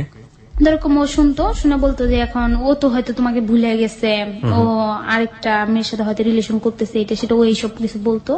বলার পরে এরকম করতে করতে প্রায় 3 বছর হয়ে যায়। 3 বছর মাথায় তখন আমি আরো বেশি অসুস্থ হয়ে যাই। আমি খুব অসুস্থ, আমি পরীক্ষাটা দিই, মানে সবাই ভাবছিল যে না পাশই করবে না, তবে 5 নাম্বারটা এসে যায়। একটু একটু করে আমার বাবার অবস্থাটা একটু ভালো হয়, আমরা এই প্রবলেম থেকে বেরিয়ে আসি। তখন আমার কাকার আস্তে আস্তে যাইতো, সাহস করে বাবাকে বই পেত, তো যাইতো। তার বাবা কালকে কিছু বলতো না, গিয়ে যাই দেখে যখন আমি এতটা অসুস্থ, তো বলতো ওকে নিয়ে যায়, মাস্টারকে বাড়িতে নিয়ে যায় একটু ভালো লাগবে। তো নিয়ে আসে, তো গ্রামে এসে নিয়ে এসে আমার চাচা চাচিরা অনেকদিন রাখে প্রায়। আবার এখানে একটা কথা ছিল, আমি যে পড়তেছিলাম, আমি যে পরীক্ষা দিচ্ছি, এটা এর সম্বন্ধে রাজীব একদম মানে জানা ছিল না, কেউই কিছু জানে না। ওকে আমি চাইছিলাম ওকে একটা সারপ্রাইজ করবো, যে দেখা এত কষ্ট দিল, আমরা আগাই সামনের দিকে। হ্যাঁ, ছেলে পরে আসি, আসার পরে দেখি তো নাই। সো কাকে কি বলা, তো নাই, আমাকে গ্রামের বাড়িতে যাইতে দেয় না, তবু আমি জোর করে যাই আর কি। যাই, আমার এক ফ্রেন্ড ভাগ্নি থাকে, ভাগ্নি ফ্রেন্ড ক্লাসমেট থাকে, মানে ও শুধু জানতো গ্রামে যে আমার পড়ালেখাটা রানিং আছে, তাছাড়া সবাই জানতো যে আমি বসে আছি অসুস্থ, পড়ালেখা হয় না। পরে ওকে বলি, তো বলে ও তো চলে গেছে, তুই চলে যাওয়ার কয়েকদিন পরে ও চলে গেছে, পরীক্ষায় দেয়নি। সেটা শোনার পর ও বলে যে চলে গেল, ও সপ্তাহে একবার আসে তো খোঁজটা করে, যে তোদের কোনো খোঁজ আছে কিনা, কারোর সাথে কন্ট্যাক্ট আছে কিনা, সবার কাছে ওর যে ফোন আছে, ওর নাম্বারটা সবার কাছে দিয়ে আসতো গ্রামে, যদি কখনো আসে তাহলে ওকে আমার নাম্বারটা দিও। তার মানে আপনি তো নাম্বার পেয়ে গেলেন খুব ইজিলি? না, ইজি বলতো তখন পাইনি, পরে বলছি তাহলে আমাকে নাম্বারটা দে। তার মানে একটা বিশ্বাস আসলো মনে হচ্ছে যে না, আমি যেরকমটা ছিলাম ও সেমটাই আছে। বাট বললাম তাহলে একটা কাজ কর, নাম্বারটা আমাকে দে। মানে ওরা মানে বিলিভ করতে পারে, ওরা ভাবতেছিল যে আমি মারাই গেছি। তুই অসুস্থ ভাবছে তুই মারাই গেছি, তুই কোথা থেকে আসলি? পরে বলছে আমার কাছে নেই, মামারটা নিয়ে, মানে ওর মামার কাছে, যে ওর কাছ থেকে, ওর ভালো ফ্রেন্ড, ওর কাছ থেকে তুই ওর নাম্বার নে। পরে নাম্বারটা নিয়ে ওখানে থাকি 13-14 দিন। তখন আমার একটা আসে যে আমি এখন ঢাকা চলে যাবো, কারণ ওই বাসা থেকে ফোন করা অসম্ভব। আমার কাকাকে তো খুব করালু মানুষ, অসম্ভব। 13-14 দিন থেকে আমি বলতেছি আমার ভালো লাগতেছে, আমি এখন ঢাকা যাবো। তো ওরা বেশি জোর করতো না, ভাবতো যেহেতু ডাক্তার বলছে যে ও যেটা চাই করুক। তোরা আমাকে ঢাকা নিয়ে এসে বলো ওর সাথে বলি, যে শেফার সাথে বলি যে এরকম আমি রাজীবের নাম্বারটা পাইছি, সো আমি ফোন দেবো না দেবো না। তো বলতেছে তুমি 3 বছর ধরে একা একা পেছার পর এখন নাম্বার পাইছো, এখন ফোন দিবা না, এটা কোন কথা? এটা আমি ভয় পাইতেছিলাম যে যদি অন্য কিছু বলে, ভয়ের কিছু নাই, দাও, হয়তো না কবো, হয়তো কবো।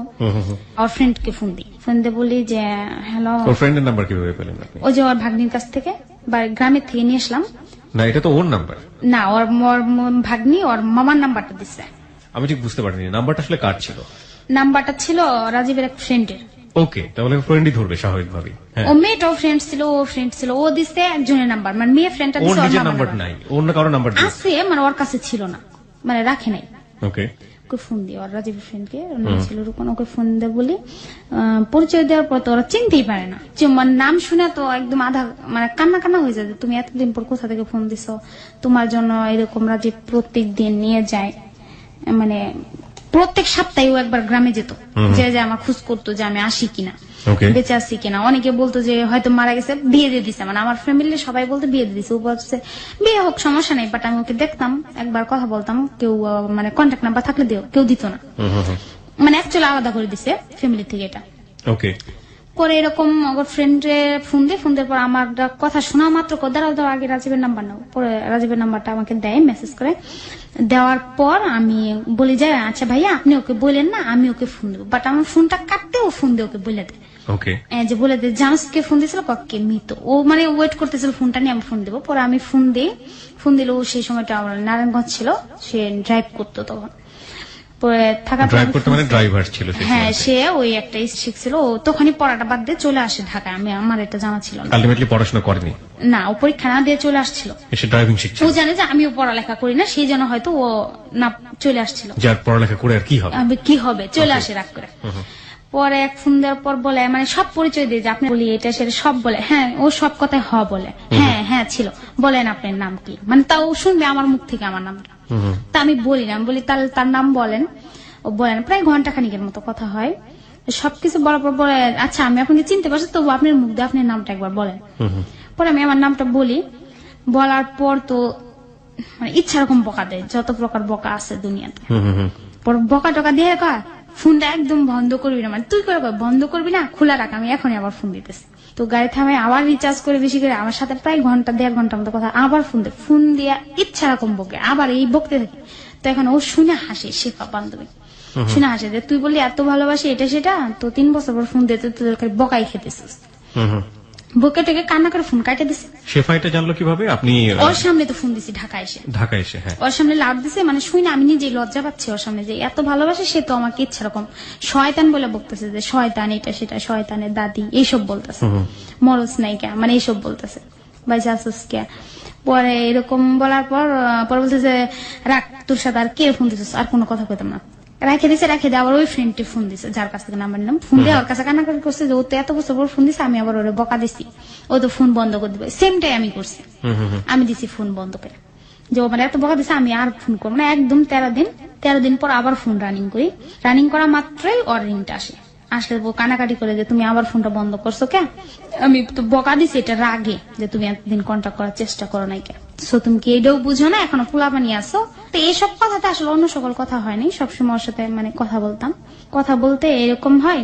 তখন মানে যেখানে থাকি আর কি, ওখানে আশেপাশে একটা ছেলে থাকে, মানে আগে থেকে অনেক চয়েস কর, যতদিন ধরে আমরা ওই বাসায় ভাড়া গেছি, মানে ছেলেটার ফ্যামিলির পক্ষ থেকে এরকম আমাদের বাসায় একটা প্রস্তাব আসে, কিন্তু আমার বাবা মা ফ্যামিলি অলরেডি জানে যে ওর সাথে আমার কোনো যোগাযোগ নাই। গ্রামে একটা কথা থাকে না যে বেশি অসুস্থ থাকে ওকে বিয়ে দিয়ে দাও ভালো হয়ে যাবে, এরকম একটা কথা রটে। তো বলে আচ্ছা ওকে বিয়ে দিয়ে মানে কাবিনটা করে এরকম ঘরে রেখে দিয়ে লেখাপড়া করুক, যদি তবুও ভালো থাকে। তো তখন তো ওর সাথে আমার অলরেডি 1 মাস হয়ে গেছে, যোগাযোগ হয়েছে, সবকিছু ঠিকঠাক করে ফেলছে বাবা মারা। গ্রামে নিবে না কেন, গ্রামে নিলে এই আমার এই ব্যাড রেকর্ড সম্বন্ধে সবাই জানে, মানে আমার নামে কেউ জিজ্ঞাসা বলে দিবে না, মানে এটা গোপন রেখে আর কি করবে, এবং কি অসুস্থটাও এটাও গোপন রাখবে আমার ফ্যামিলি থেকে। আচ্ছা, আমরা জানবো যে ঠিক আছে আপনার বিয়ের প্রস্তাব আসতেছে, সেখানে আপনি কিভাবে ফেস করলেন সেটা আমরা জানবো। তবে তার আগে আমাদেরকে একটু বলেন তো যে রাজীবের সাথে যখন আপনার এই জানাজানিটা হলো, তখন কি আপনি রাজীবকে আগের মতোই পেয়েছেন? মানে আপনাদের ভালোবাসাটা কি কন্টিনিউ করলো নাকি কোনো পরিবর্তন পেলেন? কোনো পরিবর্তন নাই, আরো বেশি, মানে আরো তীব্র আকার ধারণ করলো? তীব্র মানে আরো বেশি, যে আরো ওর এটাও বিশাল একটা অভিযোগ যে আমি ওর সামনে আসতে চাইনি, এত খুব কান্নাকাটি, মানে খুব কিছু, মানে সবকিছু আগের মতো। আমরা সবসময় ছোটবেলার গল্পই করতাম, মানে এভরিথিং ওয়াজ ফাইন। ফাইন, মানে ও আমাকে ছোটবেলার জিনিস আরো বেশি মনে করাইতো যে আমরা এমন করতাম, এরকম করতাম, তুমি ভুলে গেছো। That's beautiful, fine. তারপরে যেটা বলছিলেন আপনার ফ্যামিলি থেকে আপনার বিয়ের জন্য প্রস্তাব আসলো। হ্যাঁ, প্রস্তাব বলতে ওরা নিজের আগে আগে থেকে মানে সবকিছু ঠিক আছে, মানে আমাকে তো দেখে সবসময় বাসায়, তো দেখার কিছু ছিল না। তো ওখানে আমাদের বাসায় আসে, বোন আসে, মা আসে, আসার পর মানে কি বলবো, ওখানে আসে বলে, মানে এমনি তো আমাকে দেখে কিছু জিগায় না, কিছু বলেন, দেখে যে এমনি শান্তশিষ্ট, কারোর সাথে বেশি কথা বলে না, কোথাও যায় না, এমনি ভদ্র, জানে। তাই সাথে তো বলে, যখন দেখি যে সবকিছু না ফাইনাল হয়ে যাচ্ছে, কথাবার্তা ফ্যামিলি থেকে ঠিক হবে, তো তখন আমি আর মানে কোনো কিছু না পড়তে আমি কি করবো, তখন তো ফার্স্টে রাজীবের সাথে যোগাযোগ, ওকে আমি বলি না, মানে সত্য কথা বলবো যে আমার প্রবলেম গুলো সহজে আমি রাজীবকে বলতাম না, মানে যত দূর সম্ভব নিজে সলভ করতাম। পরে যাই আমি সরাসরি আন্টির সাথে কথা বলি যে আমার ফুফাতো ভাইয়ের সাথে এরকম বিয়ে হয়েছে, সো আপনারা আর কি মানে বললেও কিছু হবে না, আমি কিন্তু বিয়ে করবো না। একদম গিয়ে শাশুড়ি, মানে হবু শাশুড়ি যাওয়ার সম্ভাবনা ছিল, তাকে একদম সরাসরি এটা বলে দেন? মাই গড। সরাসরি মানে আমার ওটা ভীষণ বিরক্ত লাগতো যে এটা বলবে কেন। আমি বলছি যদি বিশ্বাস না জান, আপনি একটা কাজ করেন, গ্রামে যাইয়া আমার নাম আর রাজীব বলেন যে ওরা কে কার কি হয়। তা আমার একটা কনফিডেন্স ছিল যে গ্রামে যাই বলা মাত্র লোকে বলে দিবে, কিছু তো সামনে না বলে আড়ালে তো খারাপ বলবেই, এতে কোনো মিস নাই। তো এরকম বলার পর তো ছেলের মা তো বলছে যে পোলাপান মানুষ মনে হয়তো আগে বলছে এটা সেটা, তো আমি বারবার বলছি যে আমি করবো না, করবোই না।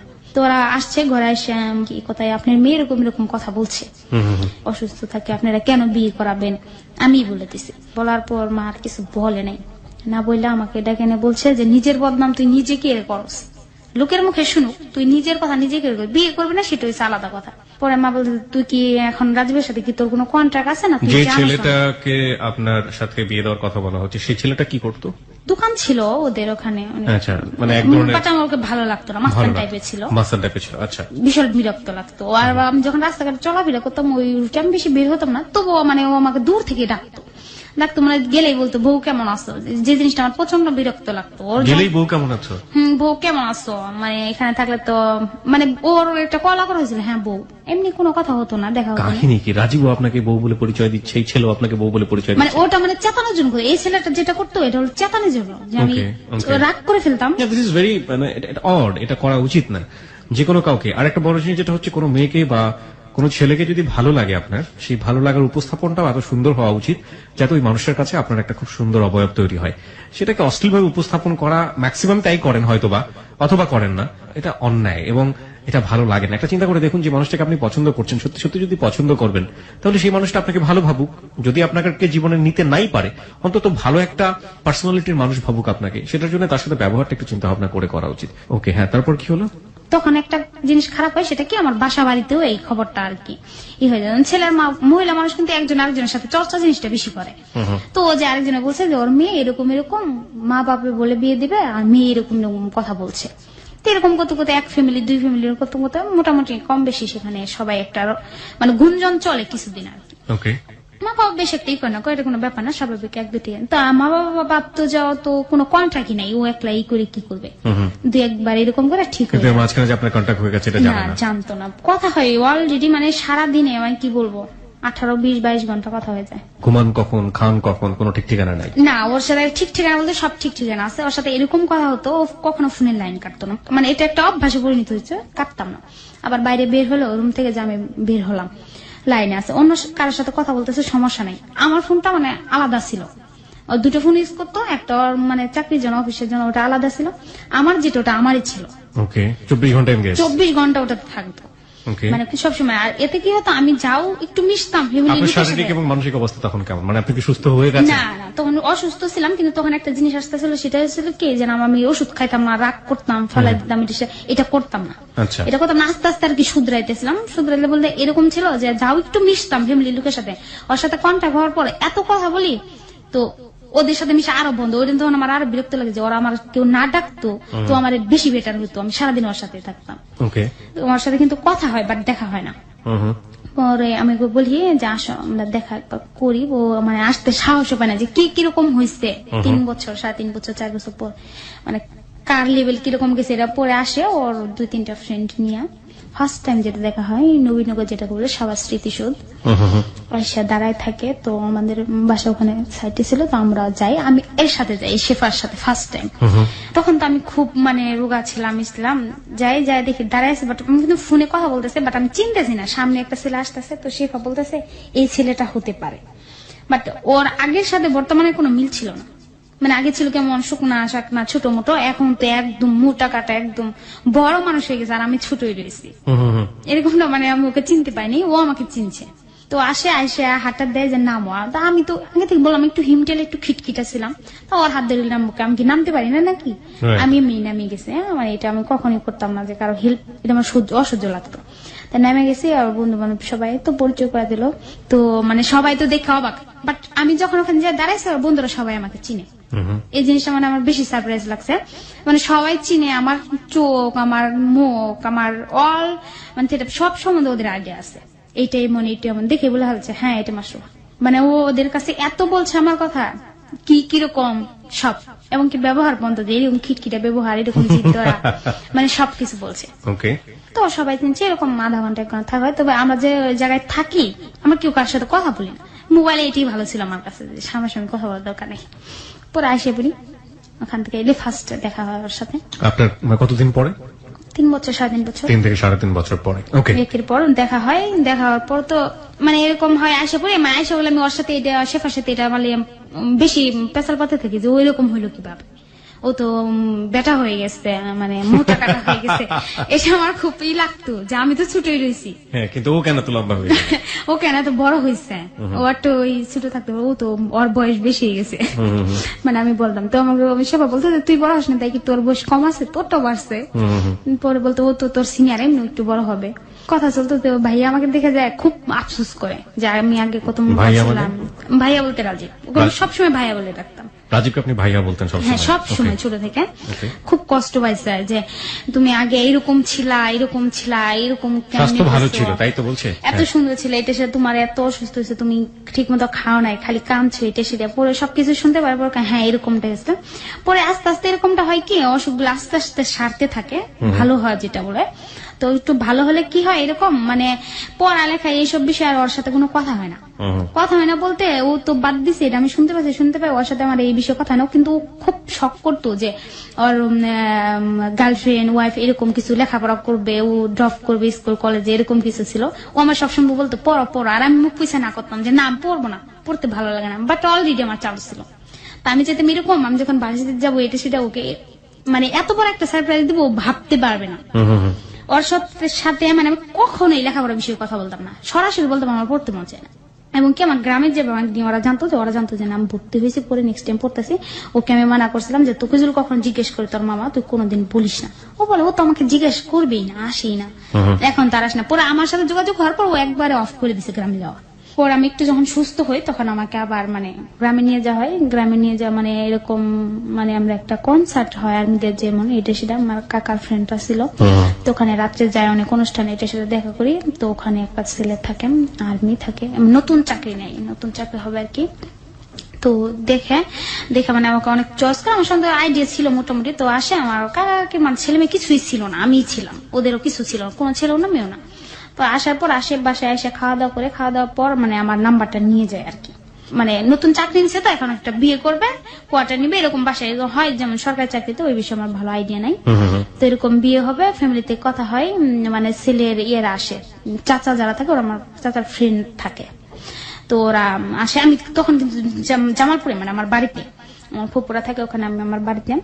তো আমার চাচা ওখানে যখন থাকে তখন রাত্রে ওনার ফ্রেন্ডটা এসে খাওয়া দাওয়া করে কথা বলে, আমার সাথে কথা বলে। কিন্তু আমি মানে ওর সাথে অল টাইম কথাতে ব্যস্ত থাকতাম। আর আমি যখন বাড়িতে যাই থাকতাম ওর সাথে আমার সপ্তাহে একবার দেখা হতো। যত কাজ থাক যেখানে থাক ও মানে গাড়ি নিয়ে একদম সব ছাইড়ে দেওয়ার, বাইক নিয়ে মানে একদম চলে যেত, আমি যেখানে থাকি সপ্তাহে হাজির। ওকে, ওকে বলি নাই যে এরকম আমার প্রবলেম হচ্ছে, কিংবা এর আগেও আমি একটা করছি, এটা ওকে বলি নাই। বলার পরে যখন ওরা আসছে ছেলেপক্ষ, মানে কথাটা বলে গেছে যে হবে কালকে আসবে, এরকম পছন্দ হয়েছে, মানে সবারই একটা কথা থাকে যে আমি তো ছোট, তো আমার ফ্যামিলি থেকে এরকম কথা থাকে, হ্যাঁ বিয়েটা হোক সমস্যা নেই, ও কিন্তু লেখাপড়া করবে, তবে এই বিষয়ে ওদের কোনো আবদার থাকে না। মানে সবাই এটা ভাবে যে একটা মেয়ে চায় কি হবো কিছু, ওর তো যা থাকে এমনিতে দিবে, আর কারো চাচাদেরও নাই, তো কোন আবদার না। তো ছেলেরা বলছে আচ্ছা আমি শুধু মেয়ে চাই, মেয়েটা অনেক পছন্দ হয়েছে, আমার কথা বলে আর কি, যে মেয়ে চাই, এঙ্গেজমেন্ট করা থাকবে সমস্যা নেই, লেখাপড়া করুক, বড় হলেই আমরা উঠিয়ে নিব। কিন্তু আমার ফ্যামিলির আবার একটা জিনিস খারাপ দিক ছিল, সেটা মানে আমি যত দুষ্টুমি করতাম তো আমি তো লাজুকটা হয়ে যাই, ওরা আমার কথার মানে কোনো দাম দিত না, যে ওরা একটা ডিসিশন নিছে ওটা করতে হবে বাধ্যতামূলক, যে তোমাকে করতেই হবে, আমার কথা কোনো মূল্য ছিল না। আর আমার কথা কি মূল্য দিবে জানে, আমার জিগাইলে আমি বলবো যে রাজীব, এই জন্য আমার জিগাইতো না। মানে এরকম খবর আছে যে না ওরা কালকে আসবে, যে একদম এঙ্গেজমেন্ট করতে হয়ে যাবে, এরকম কাবিন টাবিন হয়ে যাবে, তাই না আসলে এখন আমি কি করব, মানে আমার করার কিছু ছিল না। আপনার ফ্যামিলিকে জানিয়েছে এটা কাবিন টাবিন বা এঙ্গেজমেন্টের ব্যাপারে?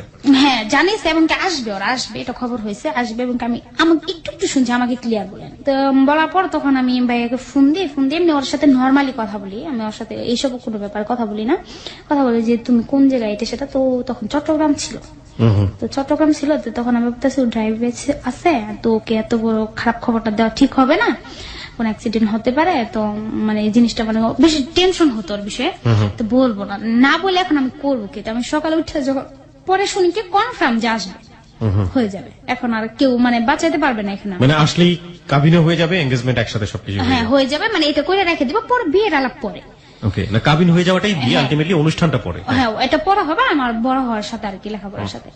তো আইসা হয়ে যাবে, এরকম হওয়ার পর মানে আমি কি করবো, সারা রাত আমি ঘুমাইনি, কাল সকালে তো আমার মানে বাঁচা নাই বলতে, এখন আমার এখান থেকে কোন উপায় নাই, আর তাছাড়া আমি একলা কিছু চিনি না যে কোথাও যাবো।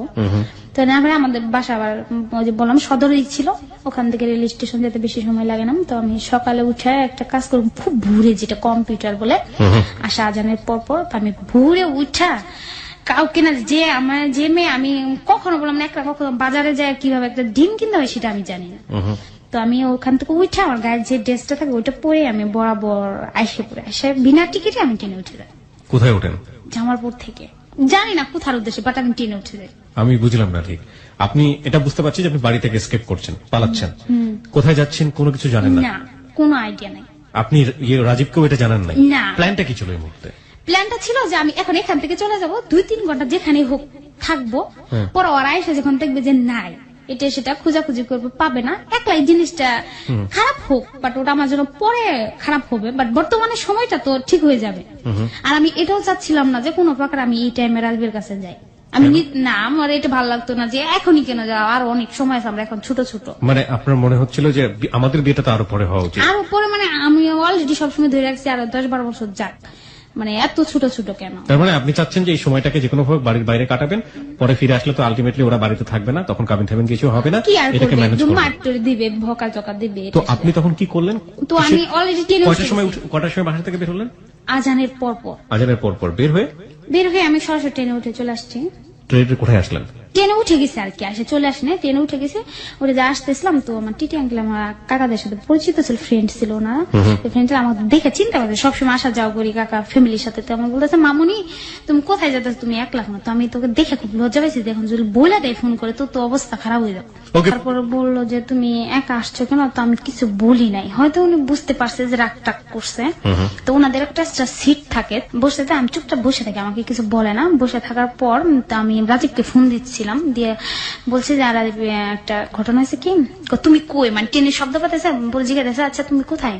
আমি বলতেছি যে আমি বাসা থেকে আসে বলছি মানে কোথায়? পরে বলছি ওকে ওখানে আইসে বলছি যে এরকম এরকম ছেলেরা এরকম কথা বলছে, সো এটা তো আমি এখন বলছে তুমি তো আমাকে বলো না, আমি ভাঙে দিতাম বিয়েটা। বলে গেছে তুমি ভাঙে দিবা, এটা তো জানতাম, আমি তো এখন ভাঙে দিছি, এখন আমি আইসা বলছি ট্রেনে। এখন তো ও ভয় পেয়ে গেছে, কারণ আমি কিছু চিনি না, আমি কখনো একলা যাইনি, যে তুমি কোথায় যাবা, ও তো চট্টগ্রাম আসতে পারবে না। ও তো আমাকে ইচ্ছে রকম বকছে যে তুমি আমাকে না জানাই বলছো কেন, আমি তোমাকে নিয়ে আসতাম, আমি কোনো ফ্রেন্ডকে পাঠাইতাম, তুমি আমাকে না জানাই কেন আসছো? পরে যখন আমি ট্রেনে আসছি তো ওর বন্ধুদের ফোন করে বলছে যে এরকম এরকম আসতো, তোরা একটা কাজ কর, তোরা ওটা একটু নিয়ে আয়, নিয়ে মানে কোথায় নামবো আমি সেটাও জানি। তো আমাকে বকছে, তো আমার আরো কষ্ট লাগছে যে আমি তোর জন্যই তো এটা করতেছি, আর তুই বকা দিলি, মানে মনে মনে বলতেছি না, আমি ফোন বন্ধ করে দিছি, বন্ধ করতে কিন্তু আমি খুব ভয় পেতেছি যে আমি বন্ধ করে দিচ্ছি, আবার তো আমি চিনিও না কিছু। 5 মিনিট পর আবার চালু করছে, করার পর বলছে আবার ফোন বন্ধ করছো কেন? বকছি সরি, যা করছো ভালো করছো, এটা তো করতেই হতো, আজ না করি কাল আমি করতাম, একজনে করলেই হলো। পরে আর বন্ধুদের বলে যে তুমি জয়দেবপুর যায় নামো, ওখান থেকে আমার ফ্রেন্ড আছে, ওরা তোমাকে নিয়ে যাবে। তো ওরা জয়দেবপুর দাঁড়িয়েছে, বারবার ফোন দিতেছিল যে ভাবি আপনি চিন্তা করেন না, আমরা কিন্তু জয়দেবপুরে আছে, আপনি জয়দেবপুর বলে আপনি ওখানে নামে যান শুধু, পর বাকি সব আমরা দেখতেছি। জয়দেবপুরে এসে নামি টেন্ডার থেকে, নামার পর এরকমটা হয়, আমি পিছিয়ে ঘুরে তাকাই তাকে দেখতেছিলাম যে ওরা কোথাও আছে। হ্যাঁ আছে, ওরা 2-3 জন আসছে। পিছন থেকে আমার ফুপু আমার হাতটা থাবড়া দিতে ধরে। তার মানে আমি যখন উঠছি আমার পিছিয়ে পিছিয়ে আমার ফুপু ট্রেনে বুকেতে উঠছে, বাট গাড়ির ভিতরে কিছু বলে নাই। আচ্ছা, মানে ফলো করছিল আপনি কোথায় যান? ফলো বলতে কি, এখন আমাকে ধরে নিয়ে নামাই যেতে পারতো, বাট আমি যদি না যেতে চাই তাহলে মানুষ দেখবে, হবে। সেজন্য সে কিছু না, সে চুপচাপ বসেছিল যে দেখি কোন পর্যন্ত নামে। পরে জানি আস্তে করে হাঁটাদের হাতে ধরে চল। আমি তো দেখে ভয় আর সে যে আমি যাদের উপর পলাইছি ওরা তো আমার সাথেই আছে। পরে নিয়ে ফোনটা অফ করে দেয়। শুক্রবার আমার বড় ফুপুর বাসা আছে, ওখানে নিয়ে যায়। তো ফার্স্ট যেদিন ধুলাই যেটা বলে মায়ের জীবনে, মানে যখন না খাই মারটা বলতে মার যেমন অপমানটা, ফুপুই একটা চর মারে, বিশাল একটা অপমান করে আমার, বিশাল, যেটা অপমান বলতে ওরা তো অপমান হয়েছে সেই বিষয়ে বিশাল একটা অপমান করে আমাকে। সেদিন মার ধরতে পারে যে রাজীবের সাথে আমার কন্ট্যাক্ট আছে। মানে এটা একদম পুরো গ্রামে একদম ছড়িয়ে যায় না যে রাজীবের জন্য আপনি ঘর থেকে বের হয়ে গেছি। ঢাকাও ওর জন্য এটা করছে, মানে এটা তখন আর কি প্রকাশ হয়ে সবকিছু প্রকাশ হয়ে গেল যে ঢাকাও এটা করছো তুমি, যে গ্রাম থেকে যে আসছো কারণ এটাই।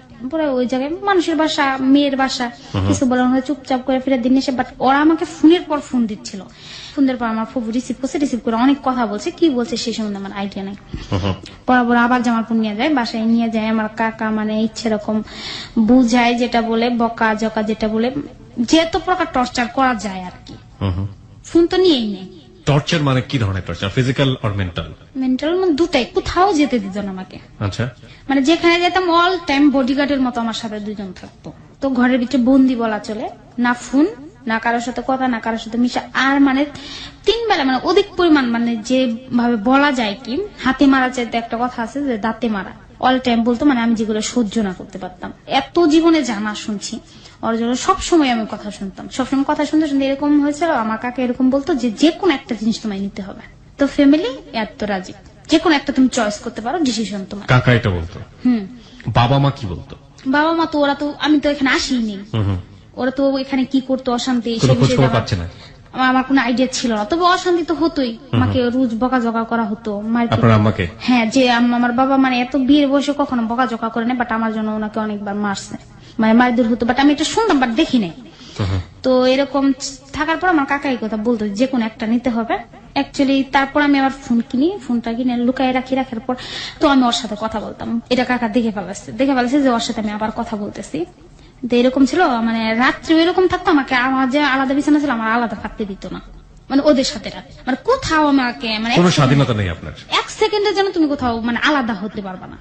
কিন্তু এটা জানি না, এটা লোকের চোখে হয়তো আদর দেখা যাইতো, অনেকে ভাবতো হ্যাঁ অনেক বেশি ভালোবাসে তো এটা, অনেকে হয়তো আজকে এটা শুনলে বিলিভ করতে পারবে না, কিন্তু এটাই বাস্তব যে আমার এতটুকু স্বাধীনতা ছিল আমার। ওই বিয়েটার কি হলো শেষ পর্যন্ত? ওটা তো যে আমি আইসে পড়ছি, ওটা তো সেদিন আর যাইনি, আইসে ওরা চলেই গেছে। আচ্ছা, ভেঙেই গেল এবং এসে শুনেই গেল যে এই ধরনের ঘটনা ঘটেছে। এরকম মেয়ে চলে গেছে, মেয়ে পালায় চলে গেছে। তার মানে গ্রামে তো এটা একটা রীতিমতো ভয়াবহ ঘটনা। ভয়াবহ মানে গ্রামে এটা শুনছে যে আমি রাজীবের সাথেই বের হয়ে গেছেন আপনি, রাইট? কিন্তু আমি রাজীবের সাথে ছিলাম। এক্স্যাক্টলি, দ্য রিয়েল সিচুয়েশন তো আমরা জানলাম আলটিমেটলি কি হলো। হ্যাঁ, তারপর তো এরকম আমার কাকা দেখছে এরকম কথা বলতে, বলার পর উনি আস্তে করে বলে যে তাহলে আমি আর ওর সাথে কথা বলবো না, সিরিয়াসলি কথা বলা বন্ধ করে দেয়। এরকম একই ঘরে ছিলাম মাসের পর মাস, উনি আমার সাথে প্রায় 1.5 বছর। আমার ফুপুরা মানে এই একটা ঘটনার পরেই করে মানে দেখে মানে অনেক চেষ্টা করে রাজীব থেকে সরানোর, দেখেছে কোন প্রকার ওদের ছেড়ে দেখ, বাট ওকে ছাড়ি না। সো ওরা নিজেরাই সেভ হয়ে যায় যে ও তো ছাড়বে না, তো তুমি যাইলে রাজীবের সাথে একলা যেতে পারো, আমরা কেউ যাবো না আর ফ্যামিলিতে, মানে ওকে পছন্দ করতো না, যাবো না একলা। তো রাজীব জানতো এই ঘটনাগুলো, তো ও তখন বলতো যে লাগবে না, ওর সাথে কথা বললে চলবে। তো ও তখন এতটা বিভোর ছিল যে ও বুঝতো না আমার ব্যাপারগুলো, যে ফ্যামিলি সবাই এরকম টর্চার করতে চায়। তো বলতো সমস্যা নাই। তো ওই টাইমটা মনে করো ওই আনন্দটা ওর দিক দিয়ে আসতো, যতটা কষ্ট এখান থেকে পাইতাম ওর দিক থেকে আনন্দটা আসতো, সমস্যা ছিল না। তো ওইটা মানাই যেত আর কি। মানাই গেলে মাঝখানে এরকম হয়, ওই বাসাতে থাকাকালীনই পরে মানে এটা নিয়ে যখন ভয় একটা হয়, তো কিছুদিন পর ফোন দিয়ে রাজীব আমাকে বলে কি আচ্ছা আমাকে মাফ করে দিও, যা হয়েছে হয়েছে, তোমার সাথে আমার ব্রেকআপ করতে হবে। হঠাৎ করে একদিন ফোন দিয়ে বলতেছে, অথচ আমার এত প্রবলেম চলতেছে, আমাকে মানে নজরবন্দি যেটা বলে, আমার কোথাও যাওয়া হচ্ছে না, আমার কোনো স্বাধীন জামালপুরে এটা হ্যাঁ, এত আনন্দ এত আদর করে সবাই আমাকে এত টর্চার করতেছে ওর জন্য, বাট ও ফোন করে এটা বলতেছে। তো বলছে আচ্ছা আমার দুষ্টা বলো মানে তোমার কাকি ফোন দিয়ে আমার মাকে ইচ্ছা রকম বোকা দিছে, তো এই জন্য আমার মাকে যে বোকা দেবে তার সাথে আমার কোনো সম্পর্ক থাকবে না। তো বলছে আচ্ছা বোকা দিছে, তোমার মার মনে হয় নাম্বারই জানে না আমার চাচি, তুমি বিশ্বাস না করো, ওর কাছে জানার দরকার নেই, আমার মার চাইতে বড় কিছু না। তো এটা ঠিক আছে, ওর কথা মার চাইতে বড় কিছু না। তো জানার পর আবার একদিন পর ফোন দিয়েছে, আমি বলছি আচ্ছা মা ঠিক আছে, তুমি শুধু সত্য আর মিথ্যাটা যাচাই করো, তুমি সরাসরি আমার কাকির কাছে ফোন দেয়। রাজি ফোন দিয়ে বলে যে মামি আপনি কি আমার মাকে ফোন দিয়ে বোকা দিচ্ছেন? বলে আমি তো তোর মার নাম্বারই জানি না, আমি কেন তোর মাকে বোকা দেবো, মেয়ে আমাদের ভালো না, এখানে তুই আসো নাই, সাথে ওর ফুপুও ছিল, তোর মাকে কেন বোকা দেবো? পরে ওর মার মোবাইলটা চেক দিয়ে দেখে আসলো ওর মামির নাম্বার বলতে আমার কাকির নাম্বার নাই মার ফোনে, বাড়ির একটা নাম্বার আছে আমার পাড়াপড়শি ফুপু ওরাও হয়, ওদের নাম্বার। তো ওর মা ওকে মিথ্যা কথা বলে, এই জন্য বলে যে হয়তো ছেলেটা সরে আসুক। এই কথা বলার পর ও আর লজ্জায় আমার কাছে ফোন দেয় না, ফোন না দিলে আবার কিছুদিন পর ফোন দিয়ে সরি টরে বলে আবার কথা বলে, সব কন্টিনিউ চলতে থাকে। প্রচুর পরিমাণ বেয়াদবি করছি, যেটা হয়তো এইভাবে বলা সম্ভব না, ওই সময়টা বোঝানো সম্ভব না কথায়, প্রচুর পরিমাণ বেয়াদবি করি, এখন বুঝতে পারি। তো বেয়াদবি করার পর তো আমি ওখান থেকে চলে আসি, আমার কেউ কিছু বলে না যে তুমি থাকো, তাহলে কতটা বেয়াদবি করছি আমি, এত ভালোবাসতো তারা বলে না যে তুমি থাকো, তোমার যেখানে যাই ভালো লাগে তুমি সেখানে থাকো, মানে আমার উপরে কোনো আর জোর নাই। পর আমি চলে আসি। বেয়াদবি করেছিলেন আপনি সেই সময়টাতে? বেয়াদবি বলতে ওদের তো কথা ছিল একটা, রাজীবের সাথে কথা বলে যাবেন, আমি বেশি করে বলতাম, মানে পুরো ফ্যামিলির এগেইনস্টে গিয়ে। হ্যাঁ পুরো ফ্যামিলি যেটা না করতে বলা যাবে না, আমি আরো বেশি করে বলতাম। দেখা করা যাবে না, আমি সপ্তাহে যেতাম, সপ্তাহে দেখা করতাম, মানে জোরে আমি দেখা করতে যেতাম, হয়তো কেউ দেখতো আয়সা বিচার দিত যে তোর বাস্তিরে অমুক জায়গায় দেখে আসলাম, এটা রহ বিচার আসতো দিনে, আসলে ওরা লজ্জা পেত। তো ওরকম করে আমি ঢাকা এসে বলি, ফার্স্ট আমার কাকা আমাকে পাঠাই দেয় যে ঢাকা চলে যাও, মানে সে আর কথা বলবেই না। পরে আমি ঢাকা আসি, আসার পর অনেকদিন থাকি, 1-1.5 বছর এরকম এইভাবে চলতে থাকে। আর মানে ওই ধাক্কাটা খাওয়ার পর আমার ফ্যামিলি আর বিয়ের সম্বন্ধে কোনো কথা বলে না।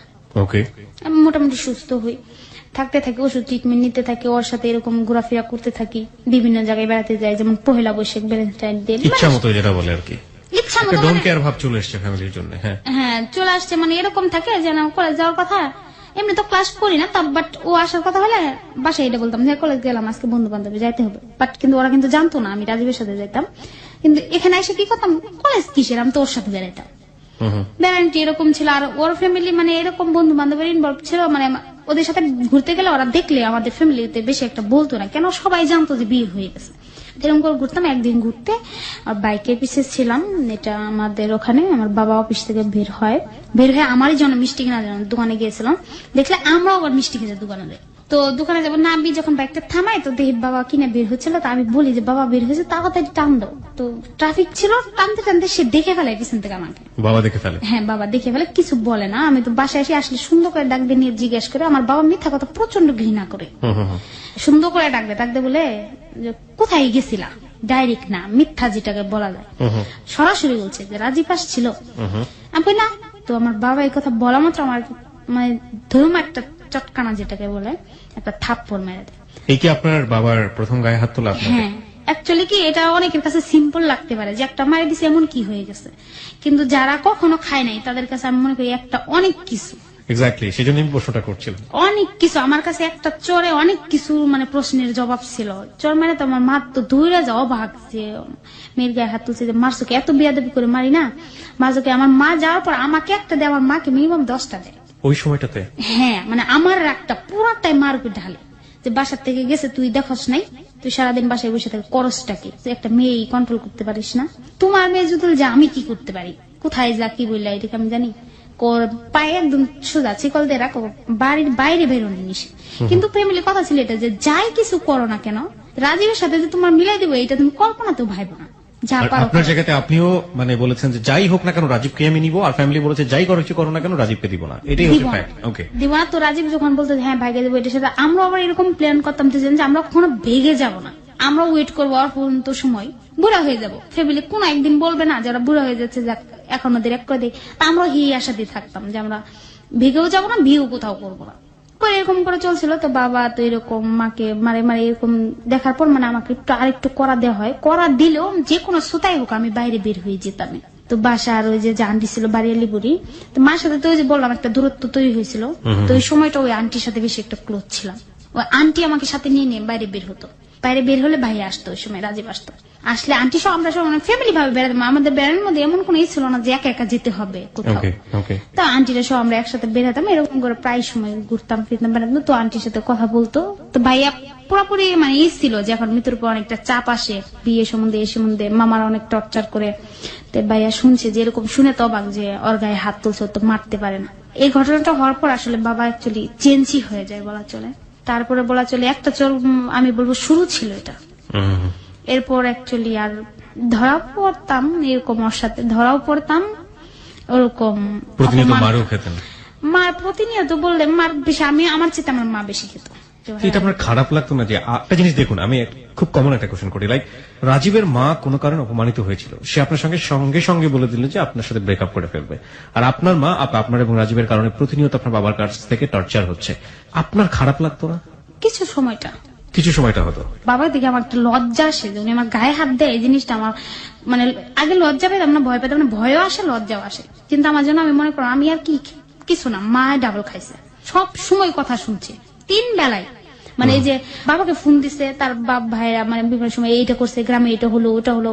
তার মানে যে ওর নানি যেটা ছিল আমার দাদি, ও ইচ্ছা রকম বকাবাজি করতো আমাকে, মানে রাস্তায় দাঁড়ায় যে কোনো মানুষের সঙ্গে বিশ্রী ভাষায়, ওটা বলা যাবে না, ওইসব ভাষায় বকা বলতো যে একটু করলে, এগুলো আবার আব্বাকে নালিশ দিত। নালিশ দিলে বাবা আসি মানে রুমে ঢুকে আন্ডালে শুরু করে দিত। মানে ওর ফ্যামিলি থেকেও আপনাকে চাইতো না, যেটা বুঝলাম। ওকে, আগে চাইতো, মানে বর্তমানে না। মানে আগে চাইতো, কিন্তু আপনাদের এই কার্যক্রম দেখে, আপনাদের ফ্যামিলির কার্যক্রম দেখে বলতে আগে আমাদের অবস্থা ভালো ছিল, জানি না ইকোনমিক অবস্থা ভালো ছিল, সবকিছু মিলিয়ে এখন আর চায় না।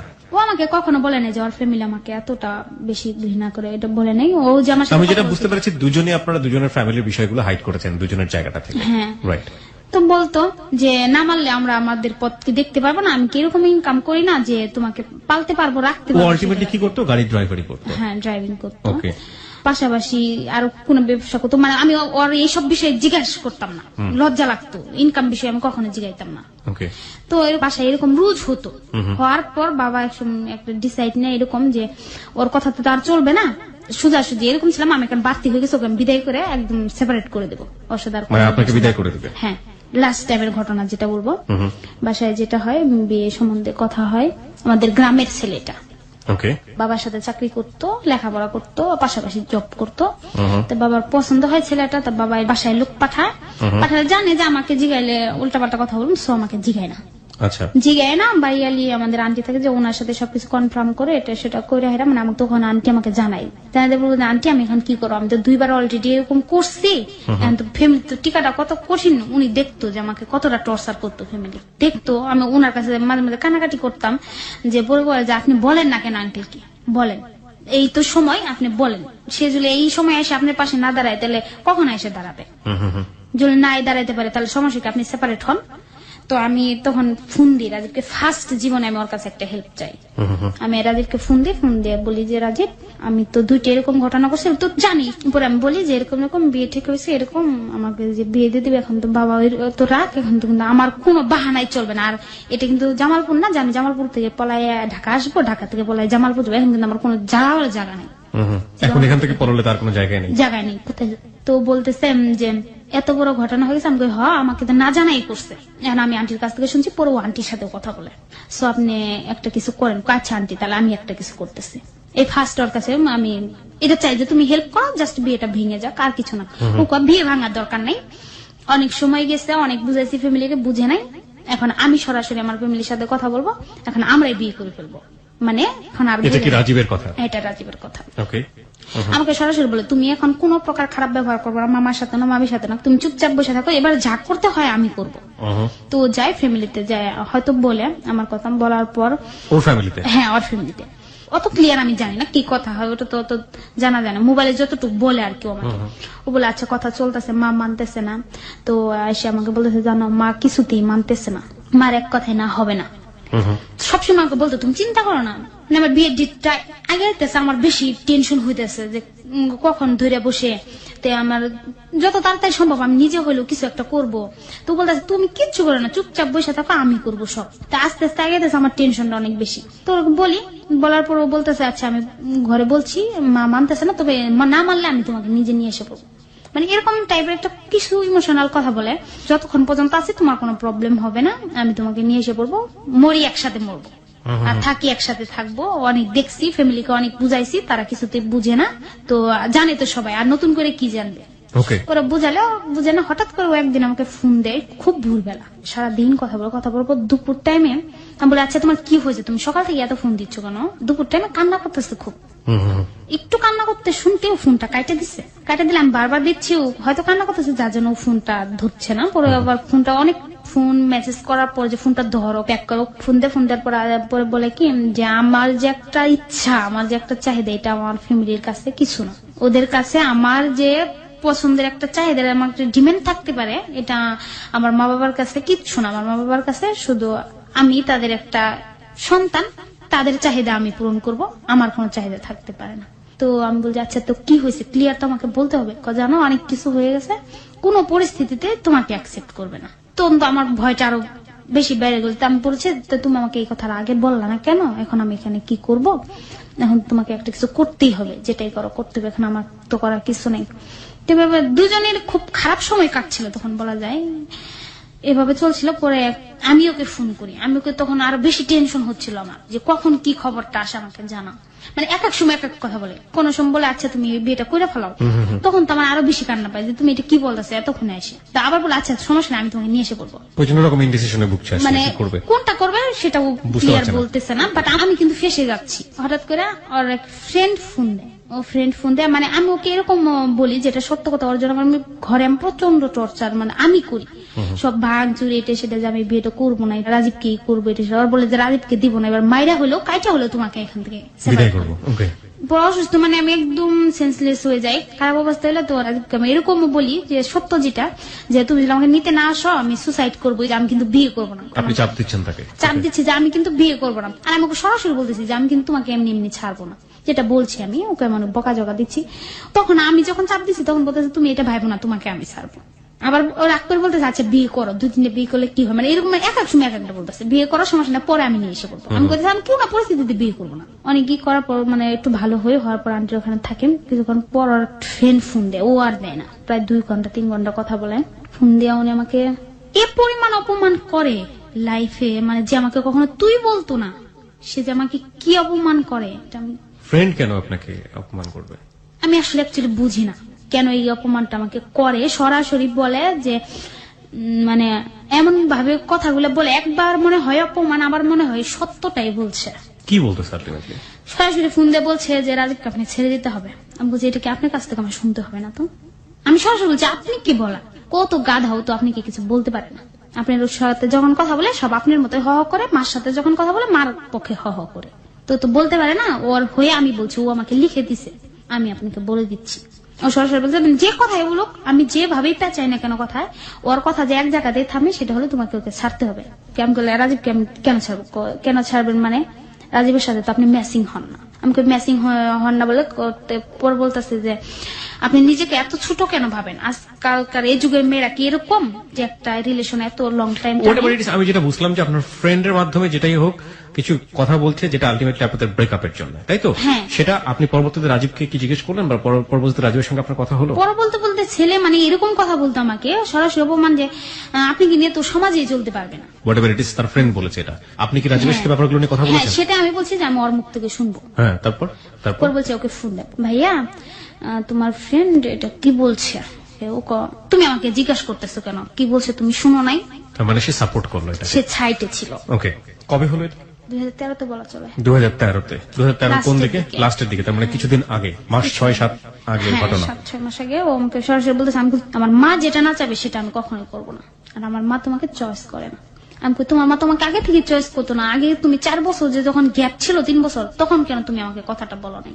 Fine, this is the ultimate thing. তারপর কি করলেন? তো এরকম করে ও আমাকে ইচ্ছা রকম অপমান করছে, শুধু আমি না, পরে আমার আন্টির কাছে ফোন দিয়ে বলছে এটা, যে ওকে তো আমি কখনো ভালোবাসিনি, ও যে আমাকে মার খাওয়াইছিল মনে আছে, আমি জাস্ট ওর উপর একটা জিত, ওকে আমি বদনাম করছি, মানে এরকম টাইপের কথা। এটা আলটিমেটলি আপনাদের প্রেমের সম্পর্কে কত বছর পরের কথা হচ্ছে? এটা 9 বছর, 8 থেকে 9 বছর। This is not believable. First of all 9 বছর ধরে ওই মায়ের প্রতিশোধ নেওয়া যায়, এটা আমি বিশ্বাস করি, এটা আমরা আমি এখনো করি না। দ্য সিচুয়েশন ইজ, সে এমন একটা অবস্থায় পড়ে গেছে, সে হাউমাউ করে কান্নাকাটি করছে, সে রিয়েলিটি এতটা বাস্তবভাবে মেনে নিতে বাধ্য হয়েছে যতটা আপনার জায়গা থেকে আপনি মেনে নেননি কখনোই। আমরা সেই জায়গাটায় কনক্লুশন টানতে চাই, তবে তার আগে আপনাকে বলতে চাই, আপনার বিয়ের 2 দিন আগে সিদ্ধান্ত সে জানিয়ে দিল, আপনি কি করলেন? পরে আমি চুপচাপ বসে আছি যে আমি ওর প্রতি আমার একটা রাগ হচ্ছে যে ও কি ভাবতেছে যে আমি বিয়ে করতে পারবো না, বিয়ে হবে না। হ্যাঁ, ওর ফ্রেন্ড এরকম বলছে যে আর কোথাও হতে হবে না, আমি বিয়ে করে চলে যাব, দেখবো আমি পারি কিনা।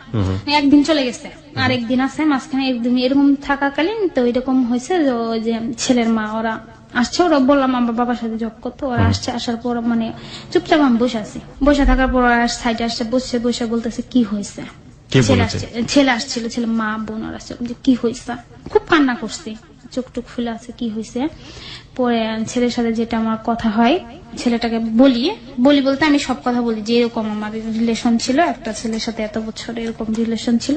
সো সে বুঝতে পারে যে এটা রিয়েল একটা লাভ ছিল, কিন্তু সে এটা অ্যাকসেপ্ট করে না যে এত বছরে এরকম কোনো খারাপ কোনো ঘটনা হয়নি এদের মধ্যে, ফিজিক্যালি এরকম কোনো হয়নি, এটা সে বিলিভ করে না। তো বলে আচ্ছা সমস্যা নেই, তুমি অনেক ভালো মেয়ে, যেহেতু বলছো আমাকে বিশ্বাস করে, তো সমস্যা নেই। তো এই কথা শোনার পর তারা আমার গ্রামে খবরটা নেই যে কতটা সত্য এটা। তো গ্রামে যখন খবরটা নেই, গ্রাম থেকে খারাপ কথা আসে, খারাপ রিপোর্ট আসার পর ওটা বাবা মারা শুনি, শোনার পর এত খারাপ একটা কথা বলে আমার নামে, যে বিশ্রী, যেটা বলে খুবই বিশ্রী, সেটা হয়তো বলতে পারবো না। সো এরকম কথা এক জায়গা না, যে জায়গায় জিজ্ঞাসা সে জায়গা থেকে আসছে। আসার পর তারা আবার বলে যে আমরা আবার নতুন করে ডেট ফিক্স করবো। করার পর ছেলেটার সাথে আমার আরেকবার কথা হয়, সে আবার আসে যে আপু আমি একটা তোমার সাথে কথা বলবো, আমার ফ্যামিলি কিন্তু খবরটা নিচ্ছে, হ্যাঁ তোমার কথাটা সত্য, কিন্তু তুমি যতটা বলছো তার সাথে কয়েক গুণ বেশি সত্য আছে। তো ছেলে বলে যে এরকম আমার, তবু আমি তোমাকে চয়েস আছে, বিয়ে করবো, বাট আমার একজন বউ লাগবে, তুমি কি আমায় মানে ভালোবাসতে পারবো, আমার ফ্যামিলি এটা সেটা। তো আমি না করি সরাসরি। কেন না করেন? আমি আর কাউকে ভালোবাসি, সত্যি কথা, বিয়ে ভালোবাসি এই জিনিসটা। ছেলেটা আপনাকে কেন বিয়ে করবে? ছেলে বিয়ে করবে, ছেলে আমাকে অনেক চয়েস করছে, আপনি এটা মনে করেন?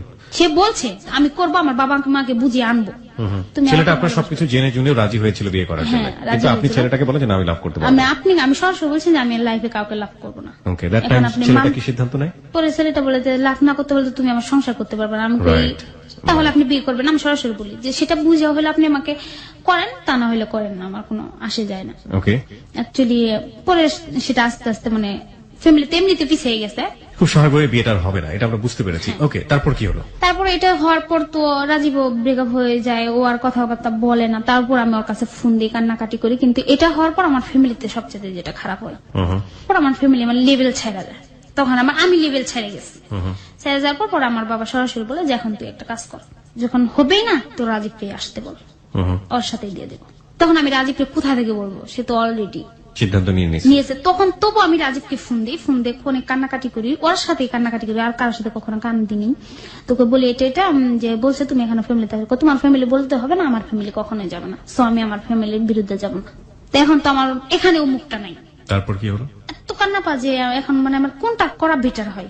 আমার বাবা সরাসরি বলে যে তুমি এ পরিমাণ খারাপ ব্যবহার করছো, তোমার প্রতি রাগ না, তোমার প্রতি ঘৃণাটা কখনো কমবে না, তুমি না থাকলে খুব খুশি। তো এই কথাটা আমার খুব আঘাত লাগে। আপনি কি ফ্যামিলির সাথে এখন আছেন? না, ফ্যামিলি থেকে বের হয়ে এসেছেন? হ্যাঁ, সেদিনই এসে পড়ি। কতদিন যাবত এসেছেন? প্রায় 5-6 মাস। কোথায় আছেন? আপনার এই বন্ধুটির কাছে আছেন, যাকে সাথে করে নিয়ে ফার্স্ট টাইম অন্য জায়গায় আসছি। যাই হোক, আপনি লাস্ট পর্যন্ত শেফার কাছে আছেন, তাই তো? এটাই আপনার স্টোরি। এরপরে আপনি আর ফ্যামিলিতে কখনো ফিরে যাননি বের হয়ে আসার পরে? এখানে আমার একটা বড় ঘটনা ঘটে গেছে। আমি যেখানে আসছে ফার্স্টে যারা আমাকে জায়গা দিয়েছে, ওদের একটা পার্লার বিজনেসম্যান ছিল।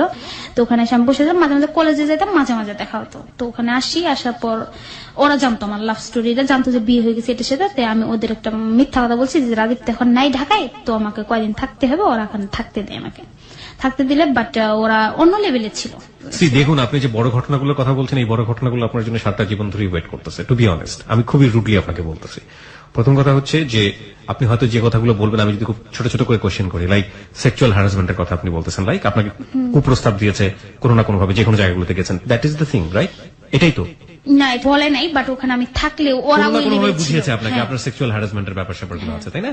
এটা হচ্ছে সোসাইটির কাছে আপনি এখন ফেস করছেন, সেই সোসাইটিকে আপনি দেখবেন যেভাবে, সেটা আপনার জন্য অবশ্যই হ্যাঁ, প্রতিকূল। তখন সেখান থেকে আমি একটা কাজ করি যে আমার এখান থেকে চলে যেতে হবে, এখানে থাকা যাবে না। তো আমি ওখান থেকে বাবাকে একটা ফোন দিই, হুম। কথা বলে না, ফার্স্ট টাইম মার কাছে দেয়, তবু বাবা কথা বলে বলার পর যে অনেক বদনাম করছো, তো এখন বাইসে থাকি, সমস্যা নেই, বাকি জীবন তোকে আর কিছু বলবো না, বিয়ে সাথে এটা সেটা চলে আয়। তো বলে আমি আসবো, ব্যাকমিল বলা চলে। তো বলে আমাকে কিছু টাকা দিতে হবে। তো কত টাকা? আমি 50-60 হাজার টাকা দিতে হবে আমাকে। দিয়ে কি করবি? তার প্ল্যান ছিল ওরা যদি আমাকে এই টাকাটা দেয় এরকম একটা কিছু করব, বিজনেস করে নিজের পায়ে হ্যাঁ, দাঁড়াবেন। নিজের পায়ে দাঁড়াবো, যেহেতু ফ্যামিলির কাছে যাইলেও আমাকে আর এইভাবে বের না হতে হয় খালি হাতে। যেদিন আমি আসছিলাম শুধু আমার কাছে কিছু ছিল না। আপনি কি সেটা পেরেছেন? ফ্যামিলির কাছ না, থেকে টাকাটা নিয়েছেন? টাকাটা নিয়ে আসছি আমি। টাকাটা নিয়ে কি করেছেন? টাকাটা নিয়ে আমি ওই যে যার কথা বললাম ওখানে ছিলেন, ওদেরকে দিয়েছেন? ওখানে আসছি, ওর টাকাটা ওনার কাছে দিছি বলতে উনি নিচ্ছে যে হ্যাঁ আমি করে দেবো তোমাকে, একটা পাল্লা করে দেবো। টাকাটা তো আপনার মার গিয়েছে শেষ পর্যন্ত, এটাই তো স্টোরি আপনার। মার, হ্যাঁ। টাকাটা মার গেছে। মার গেলে কিছু টাকা পাইছি, 12-13 হাজার মতো, ওটা রিটার্ন দিছে। এরপরে আপনি লাস্টলি শিফার কাছে আছেন, আপনার না, ফ্রেন্ডের কাছে আছেন। শিফার কাছে এর মাঝখানে আপনি অনেক জায়গায় ছিলেন, আমাদের জানার দরকার নেই। আমার খুব রাগ হচ্ছে আপনার উপরে, টু বি অনেস্ট, আমি রুড বিহেভ করতে বাধ্য হচ্ছি। আপনি লাস্ট পর্যন্ত শেফার যে ফ্রেন্ডটাকে সাথে করে নিয়ে এসেছেন তার কাছে আছেন, তাই তো? আপনার ভুলগুলো আপনি বুঝতে পারেন? অবশ্যই। আপনি বোঝেন না আপনার ভুলগুলো। এত বড় লম্বা সময় ধরে একজন মানুষ ভুল করে না, এত বড় লম্বা সময় ধরে যে মানুষ ভুল করে তার শাস্তি পাওয়া উচিত, টু বি অনেস্ট। হ্যাঁ, আমার জায়গা থেকে ফিলটা হচ্ছে এরকম। আমি সেটা মানি যে আমার শাস্তি হওয়া সো ইউ দরকার। আর, আপনি সেই শাস্তিটা পাচ্ছেন। আমার জীবনে আমি হেলুইট 920 গল্প শুনেছি এত মানুষের, আমার কারো প্রতি এত রাগ হয়নি, আপনার প্রতি আমার ততটা রাগ হচ্ছে। কেন হচ্ছে জানেন? আপনার বাবা যে আপনাকে সবচেয়ে বেশি ভালোবাসতো, সেই মানুষটাকে আপনি প্রতিনিয়ত অপমান করেছেন, নাম্বার 1। নাম্বার 2 হচ্ছে আপনার এত বড় একটা ফ্যামিলি, আপনার এত যৌথ বড় একটা পরিবার, সেই গ্রাম, সেখানে আপনি কোনো জায়গা করতে পারেননি। আপনার নিজের পরিবারের কাছে আপনি কোনো জায়গা করতে পারেননি। সেখান থেকে বাবার কাছ থেকে বের হয়, বাবা শেষ পর্যন্ত মেনে নিল। যে মানুষটাকে আপনি লাভ করছেন সেই মানুষটাকেও আপনি এক অর্থে নিজের করতে পারেননি। এবং যে ফ্যামিলি থেকে আপনি বের হয়ে আসলেন, সেই ফ্যামিলির কাছ থেকে আপনি আবার সার্টেন অ্যামাউন্ট অফ মানি নিলেন। আপনি একটা মানুষকে জানেন না, চেনেন না, শোনেন না, একটা পাল্লা দিবেন 50,000 টাকা দিয়ে, সেটা কম আর চলে গেছে। এবং আমি যতদূর জানি যে এখন আপনি আর ফ্যামিলিতে নেই, এখন আপনার ফ্রেন্ডের বাসায় আছেন। আপনার ফ্রেন্ড কি আপনার সম্পর্কে সবকিছু জানে? যে ফ্রেন্ডের বাসায় আপনি আছেন এখন এই মুহূর্তে? হ্যাঁ, অতটা জানে না। অতটা জানে না। সেখানেও এক ধরনের চিট। সে যদি সবকিছু জেনে যায় তাহলে হয়তো বা সে টলারেট করতে পারবে না। এই যে এতগুলো ভুল একজন মানুষের জীবনে, অবশ্যই পেনাল্টি তার হওয়া উচিত। এরপরও কি আপনি রাজীবকে লাভ করেন? লাভ করি বলতে আমি একটা জিনিস চাই না যে ও কখন আমার সামনে পড়ুক। আলটিমেটলি আপনি কনফিউজ। আপনার জীবনের চরমতম ভুল ছিল সেই ছেলেটা, যে ছেলেটাকে আপনি বলেছিলেন যে আপনাকে বিয়ে করলে আপনি লাভ করতে পারবেন না। কেন ভুল ছিল জানেন? দেখেন, এই মানুষটা আপনার গ্রামে গেছে, আপনার সম্পর্কে জেনেছে, নেগেটিভ অনেক কিছু জেনেছে। এই মানুষটা আপনাকে শুধুমাত্র অনেস্ট ভেবে বিয়ে করতে চেয়েছিল। এবং দ্যাট মোমেন্টে যাকে আপনি এত বছর ধরে, 9টা বছর ধরে লাভ করলেন, যার জন্য 2-2বার বাড়ি থেকে বের হয়ে গেছেন, সমাজ ছেড়েছেন, সংসার ছেড়েছেন, দুর্নাম হয়েছে, সবকিছু ছেড়েছেন, এই মানুষটা নিজের পরিবারের একজন মানুষের কথা ভেবে আপনাকে ছুড়ে ফেলে দিল। আর আপনি সমাজ ছাড়লেন, ফ্যামিলি ছাড়লেন, বাবা ছাড়লেন, মা ছাড়লেন, চারপাশের প্রত্যেকটা জিনিস ছেড়ে দিলেন। তারপরও সে আপনাকে রিসিভ করলো না। মাত্র 2 দিন বা 3 দিন আগে সে তার সিদ্ধান্ত জানিয়ে দিল, নিচে জানায়নি, আপনাকে ফ্রেন্ডের মাধ্যমে অপমান করে জানিয়েছে। এবং তারপরও আপনি এই মানুষের সম্পর্কে সঠিক সিদ্ধান্ত নিতে পারলেন না। তো আপনার শাস্তি হওয়া উচিত না? কার শাস্তি হওয়া উচিত বলুন? আপনার তো উচিত ছিল ওই ছেলেটাকে আপনার জীবনের জন্য আশীর্বাদ হিসেবে মেনে নিয়ে তাকে বিয়ে করে ফেলা এবং তাকে সিচুয়েশনটা বোঝানো, দেখুন আমাকে সময় দিন, আমি 9টা বছর একটা মানুষের সাথে ছিলাম, আমাকে একটু সময় দাও। আপনি যদি এমন স্ট্রিক্টলি বলে দেন একজন মানুষকে আপনি লাভ করতে পারবেন না, তাহলে মানুষটা কেন আপনাকে বিয়ে করবে? আপনাকে নিয়ে সংসার করার তো অর্থটা কি? কি কৃতজ্ঞতা বসে সে আপনার সঙ্গে থাকবে বলুন? আমি জানি প্রিয় শ্রোতা, আপনাদের অসংখ্য অসংখ্য রাগ হচ্ছে এবং আপনারাও অনেক বেশি ইমোশনাল হয়ে গেছেন এই গল্পটা শুনে। আমি শুধু একটা কথাই বলতে চাই, পরিবার হচ্ছে প্রত্যেকটা মানুষের জীবনের শেষ আশ্রয়স্থল এবং পরিবারের কাছে যদি একজন মানুষের জায়গা না থাকে তাহলে ওই মানুষটির প্রত্যেকটা মুহূর্তে মুহূর্তে প্রত্যেকটা জায়গাতে বিপদ। আপনারা যাই করেন না কেন, প্রেম করেন, ভালোবাসা করেন, হোয়াট এভার ইট ইজ, দুটো জিনিসের প্রতি মানুষের কখনোই কোনো ধরনের অবহেলা করা উচিত না। একটা হচ্ছে তার ক্যারিয়ার, যে ক্যারিয়ারটা নিয়ে সে সারাটা জীবন চলবে, এবং আরেকটা হচ্ছে তার ফ্যামিলি। ফ্যামিলি হচ্ছে মানুষের শেষ আশ্রয়স্থল। যে ফ্যামিলিতে সে বড় হয় সেই ফ্যামিলির কাছে যদি তার কোনো জায়গা না থাকে, কোনো না কোনো ভাবেই হোক না কেন, এবং আরেকটা হচ্ছে তার ক্যারিয়ার। এবং ক্যারিয়ার গড়তে হলে অবশ্যই আপনাকে এডুকেশনটা ঠিক রাখতে হবে, পড়াশোনাটা আপনার ঠিক রাখতে হবে। এই দুটো জিনিস যার সাথে থাকে না, সিম্পল ওয়ার্ড, তার সাথে আসলে ভাগ্য থাকে না। আমরা এই ভাগ্যহীন একজন মানুষকে দেখলাম, যার পরিবারের কাছে জায়গা নেই, যার ক্যারিয়ার নেই, যার ভবিষ্যৎ নেই, এবং যে ভালোবাসার জন্য সে আলটিমেটলি এতটা পাগলামো করেছে সেই ভালোবাসাও তার জীবনে নেই। এটাই হচ্ছে আলটিমেট রেজাল্ট। প্রিয় শ্রোতা, এই হচ্ছে মাশরুফার জীবনের গল্প। আমরা শুধু একটা কথাই বারবার বলতে চেয়েছি হেলুইট 920-তে, যে আপনি মাশরুফার কাছ থেকে কি শিখবেন। মাশরুফার মতো জীবন যেন আর কোনো মাশরুফার না হয়, আমরা শুধু সেটাই বলতে চাইছি, মাশরুফার হাতে একটা চান্স ছিল, একটা বিগ চান্স, যে মানুষটা শুধুমাত্র তার মায়ের কথার জন্য তাকে ছুড়ে ফেলে দিয়েছে, আর এই মানুষটাই সমস্ত দুনিয়াকে ছুড়ে ফেলেছে ওই মানুষটার জন্য, এবং তার 2 দিন পরে তার বিয়ে। আমার মনে হয় উচিত ছিল ওই বিয়েটা তার করে ফেলা, কারণ এর আগে সে দুটো বিয়ে ভেঙেছে, গ্রাম থেকে পালিয়েছে, এর পরের বিয়েটা ভাঙলে যে তার আসলে কোনো জায়গায় জায়গা হবে না। এবং এমন যদি হতো যে রাজীব একেবারে বেকার, কিচ্ছু করে না, তাও একটা কথা ছিল, রাজীবের হাতে কাজ ছিল, রাজীব একটা ফ্যামিলি চালানোর মতো সামর্থ্যবান ছিল, তারপরেও রাজীব এই সিদ্ধান্ত নেয়নি। তাহলে কেন, কোন দুঃখে সে রাজীবের জন্য ওয়েট করবে? এই যে চরম বোকামো। এবং দেখুন, যখন ওর বাবা বাধ্য হয়ে মেনে নিল রাজীবকে, তখন ওই ছেলেটা আসে নাই। এই চরম বোকামো ওর জীবনটাকে শেষ করে দিয়েছে। 22 বছরের জীবনে 44 বছরের চেয়ে অনেক অনেক বড় বড় ভুল।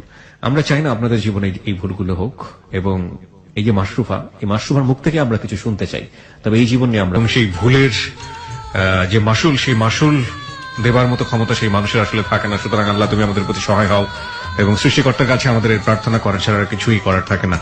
লালনের অসম্ভব সুন্দর একটা গান শুনছিলাম, যেটা আজকের জীবনের গল্পের সাথে অনেকখানি মিলে যায়, এবং অনেকই ধরনের কমেন্টস লিখেছেন।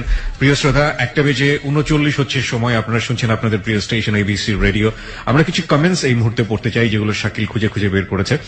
লোকমান হোসেন লিখেছে, গল্পটা অনেক ভালো লেগেছে, অনেক ধন্যবাদ। হৃদয় খান লিখেছে, জীবনে মা বাবার চেয়ে অন্য কাউকে এতটা লাভ এবং বিলিভ করতে নেই, আর যে মা বাবা এত কষ্ট করে তাদের মনে আঘাত দেয়া কখনোই কি উচিত, বা দিলে আসলে সুখী হওয়া যায় না, সো ভালোবাসতে হবে পিতামাতাকে। ফাহিমা জান্নাত লিখেছে, জীবনে কাউকে নিজের চেয়ে বেশি বিশ্বাস করতে যেও না, কারণ যাকে বিশ্বাস করতে যাবে সে তোমার বিশ্বাসের মর্যাদা নাও দিতে পারে। একটা কথা গ্রামাঞ্চলে মানে প্রচলিত আছে যে নিজের দাঁতকেও নাকি বিশ্বাস করতে নেই। যাই হোক, ডোরেমন নামের এক বন্ধু লিখেছে, ছোটবেলায় সেই দুষ্টু দুষ্টু খেলা বড় হয়ে হলো ভালোবাসা। এটা তো জীবনের গল্প না, মনে হচ্ছে কোন লেখকের লেখা গল্প। আসলে কি ভালোবাসা সবকিছু করতে পারে? স্টোরি না শুনলে হয়তো ভালোবাসাকে কাল্পনিক মনে হতো। মোহাম্মদ হাফিজুর রহমান শুভ লিখেছে, ভালোবাসা মানে না কিছু, মনের উপর জোর করা যায় না, সবকিছু ফেলে ভালোবাসার মানুষের হাত ধরে পৃথিবী জয় করা যায়। বিশ্বাস করি আপনার কথা। নাইম সরকার লিখেছে, Mashrufa good name but story excellent, this is called true love as image of Mashrufa, I am really impressed.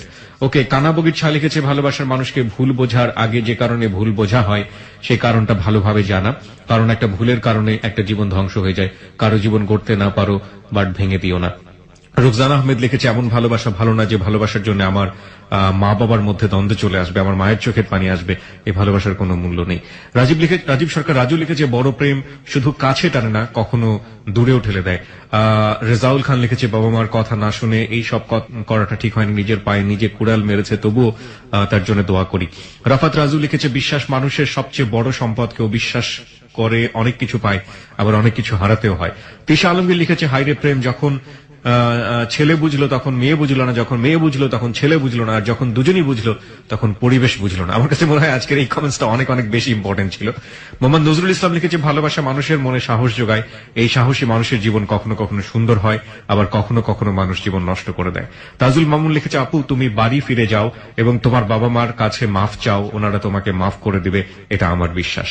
আচ্ছা, এরকম অনেক অনেক কমেন্টস আমরা পেয়েছি। আমরা মাশরুফাকে হয়তো অনেকেই আজকে অন্যভাবে দেখেছি, কথা বলেছি। আমরা সবসময় বলি হ্যালো 8920 বলেন, এবং আমাদের রবিবারের রাতে যে অনুষ্ঠানটি প্রচারিত হয় যাহা বলিব সত্য বলিব, সেই সব অনুষ্ঠানের লক্ষ্য মূলত একটি জায়গায় মানে দুই রকমের অনুষ্ঠান হলো একটা জায়গায় এসে মিলে যায়। সেটা হচ্ছে, যারা আমাদের এখানে আসেন তাদের জীবনে তো বিভিন্ন ঘটনা ঘটেই গেছে, আপনার মতো করে আপনি যেন এই সব ঘটনা যদি নেগেটিভ অর্থে হয় তাহলে আপনার জীবনে যাতে কখনো না ঘটে, সেটাই আমাদের মূল উদ্দেশ্য। এবং আপনি যদি এখান থেকে উপকৃত হন, যেটা হ্যালো 8920 এখন নতুন করে শুরু করেছে, যে অনুষ্ঠান শুরুতেই আমরা দেখাই যে হ্যালো 8920 শুনে মানুষের জীবনে কি ধরনের পরিবর্তন আসছে। আমরা প্রিয় শ্রোতা প্রত্যেকটা পর্বে চাইলে এরকম 1000টা কল আপনাদেরকে দেখাতে পারি, কিন্তু আমরা স্যাম্পল দেখাই মাত্র একটি মাত্র কল, এবং আমরা বিশ্বাস করি আপনার জীবনে অনেকখানি পজিটিভ পরিবর্তন আসছে, এবং এটা যদি এসে থাকে তাহলে আমরা বলতে পারবো আমরা সাকসেস। যাই হোক, আজকে যারা ফেসবুকে ছিলেন এবং আজকে যারা নতুন করে জয়েন করেছেন এবং একই সাথে কমেন্টস করেছেন, তাদের মধ্যে থেকে 2জনকে আমরা দিচ্ছি ক্লোজ আপের সৌজন্যে আকর্ষণীয় গিফট হ্যাম্পার। আর তারা হচ্ছেন কমেন্ট করে কানাবগির ছা এবং লাইক দিয়ে হয়েছেন সুমাইয়া শিমু, যারা শাকিলের কাছ থেকে অবহিত হবেন তার পার্সোনাল আইডি থেকে, এবং আপনারা এবিসি রেডিওর অফিসে এসে আপনাদের আকর্ষণীয় গিফট কালেক্ট করে নেবেন। প্রিয় শ্রোতা, সেটা তো গেল, কিন্তু এই যে এত এত কমেন্টস, মাশরুফার কি বলার আছে? মাশরুফা, আপনার কি কিছু বলার আছে লিসনারদেরকে? কি বলবো আসলে, অ্যাকচুয়ালি আমি মানে পাচ্ছি না ভেবে, যেটা করছি পুরাটাই খারাপ বুঝতেছি এখন, এখানে আসছি এই যে থাকি সবসময় ওর কাছে কান্নাকাটি করি এটা সেটা ধারণা যে এইভাবে থাকলে হয়তো পাগলই হয়ে যাবো। বাট আমার একটা প্রবলেম হয়েছে, সেটা আমি বিগত 5-6 মাসে যতটা আমি ভোলার চেষ্টা করতেছি ওকে আরো বেশি, মানে হয়তো আমি ওর জন্য ফোনটা পর্যন্ত ভেঙে দিচ্ছি, যে ফোন থাকলে ওকে ফোন দিব, ও আবার অপমান করবে, সেটাও আমার সহ্য হবে না। মানে রাজীবকে আরো বেশি বেশি মনে পড়ছে। মনে পড়ছে মানে আমি ওকে ফোন দিয়ে ফেলবো, সো আমার কাছে ফোন থাকবে না, সো ফোন দিতে পারবো না। মানে কি বলবো, ওর কাছে আমি লাস্টে একটা রিকোয়েস্ট করছিলাম যে তোমার যে ফোন নাম্বারটা আমি জানি সেটা অফ করে দাও, তাহলে আমার ফোনটা আমি চালাতে পারতাম, কারণ নাম্বার জানতাম না, দিতাম না। ও সেটাও করে নাই, কারণ ওর টাকা দেবো সিম কিনছে, আমার জন্য অফ করবে কেন? তো সবার জন্য এটা বলবো যে মানে ভালোবাসা জিনিসটাই মানে ভালোবাসলে তাকে অপমান করতে হয় না, সো কাউকে এত বেশি বিশ্বাস করতে হয় না, নিজের চাইতে বেশি ভালো কাউকে ভাসতে নেই। আর মানুষকে চোখ বন্ধ করে বিশ্বাস করা তো একদম উচিত না। আপনি ফ্যামিলির প্রতি যে অবিচারটা করেছেন সেটা নিয়ে কিছু বলার আছে? ওটা তো যতটা বলবো তত কমই, এখন তো কেউ কথাই বলে না। প্রিয় শ্রোতা, এই হচ্ছে মাশরুফার জীবনের গল্প।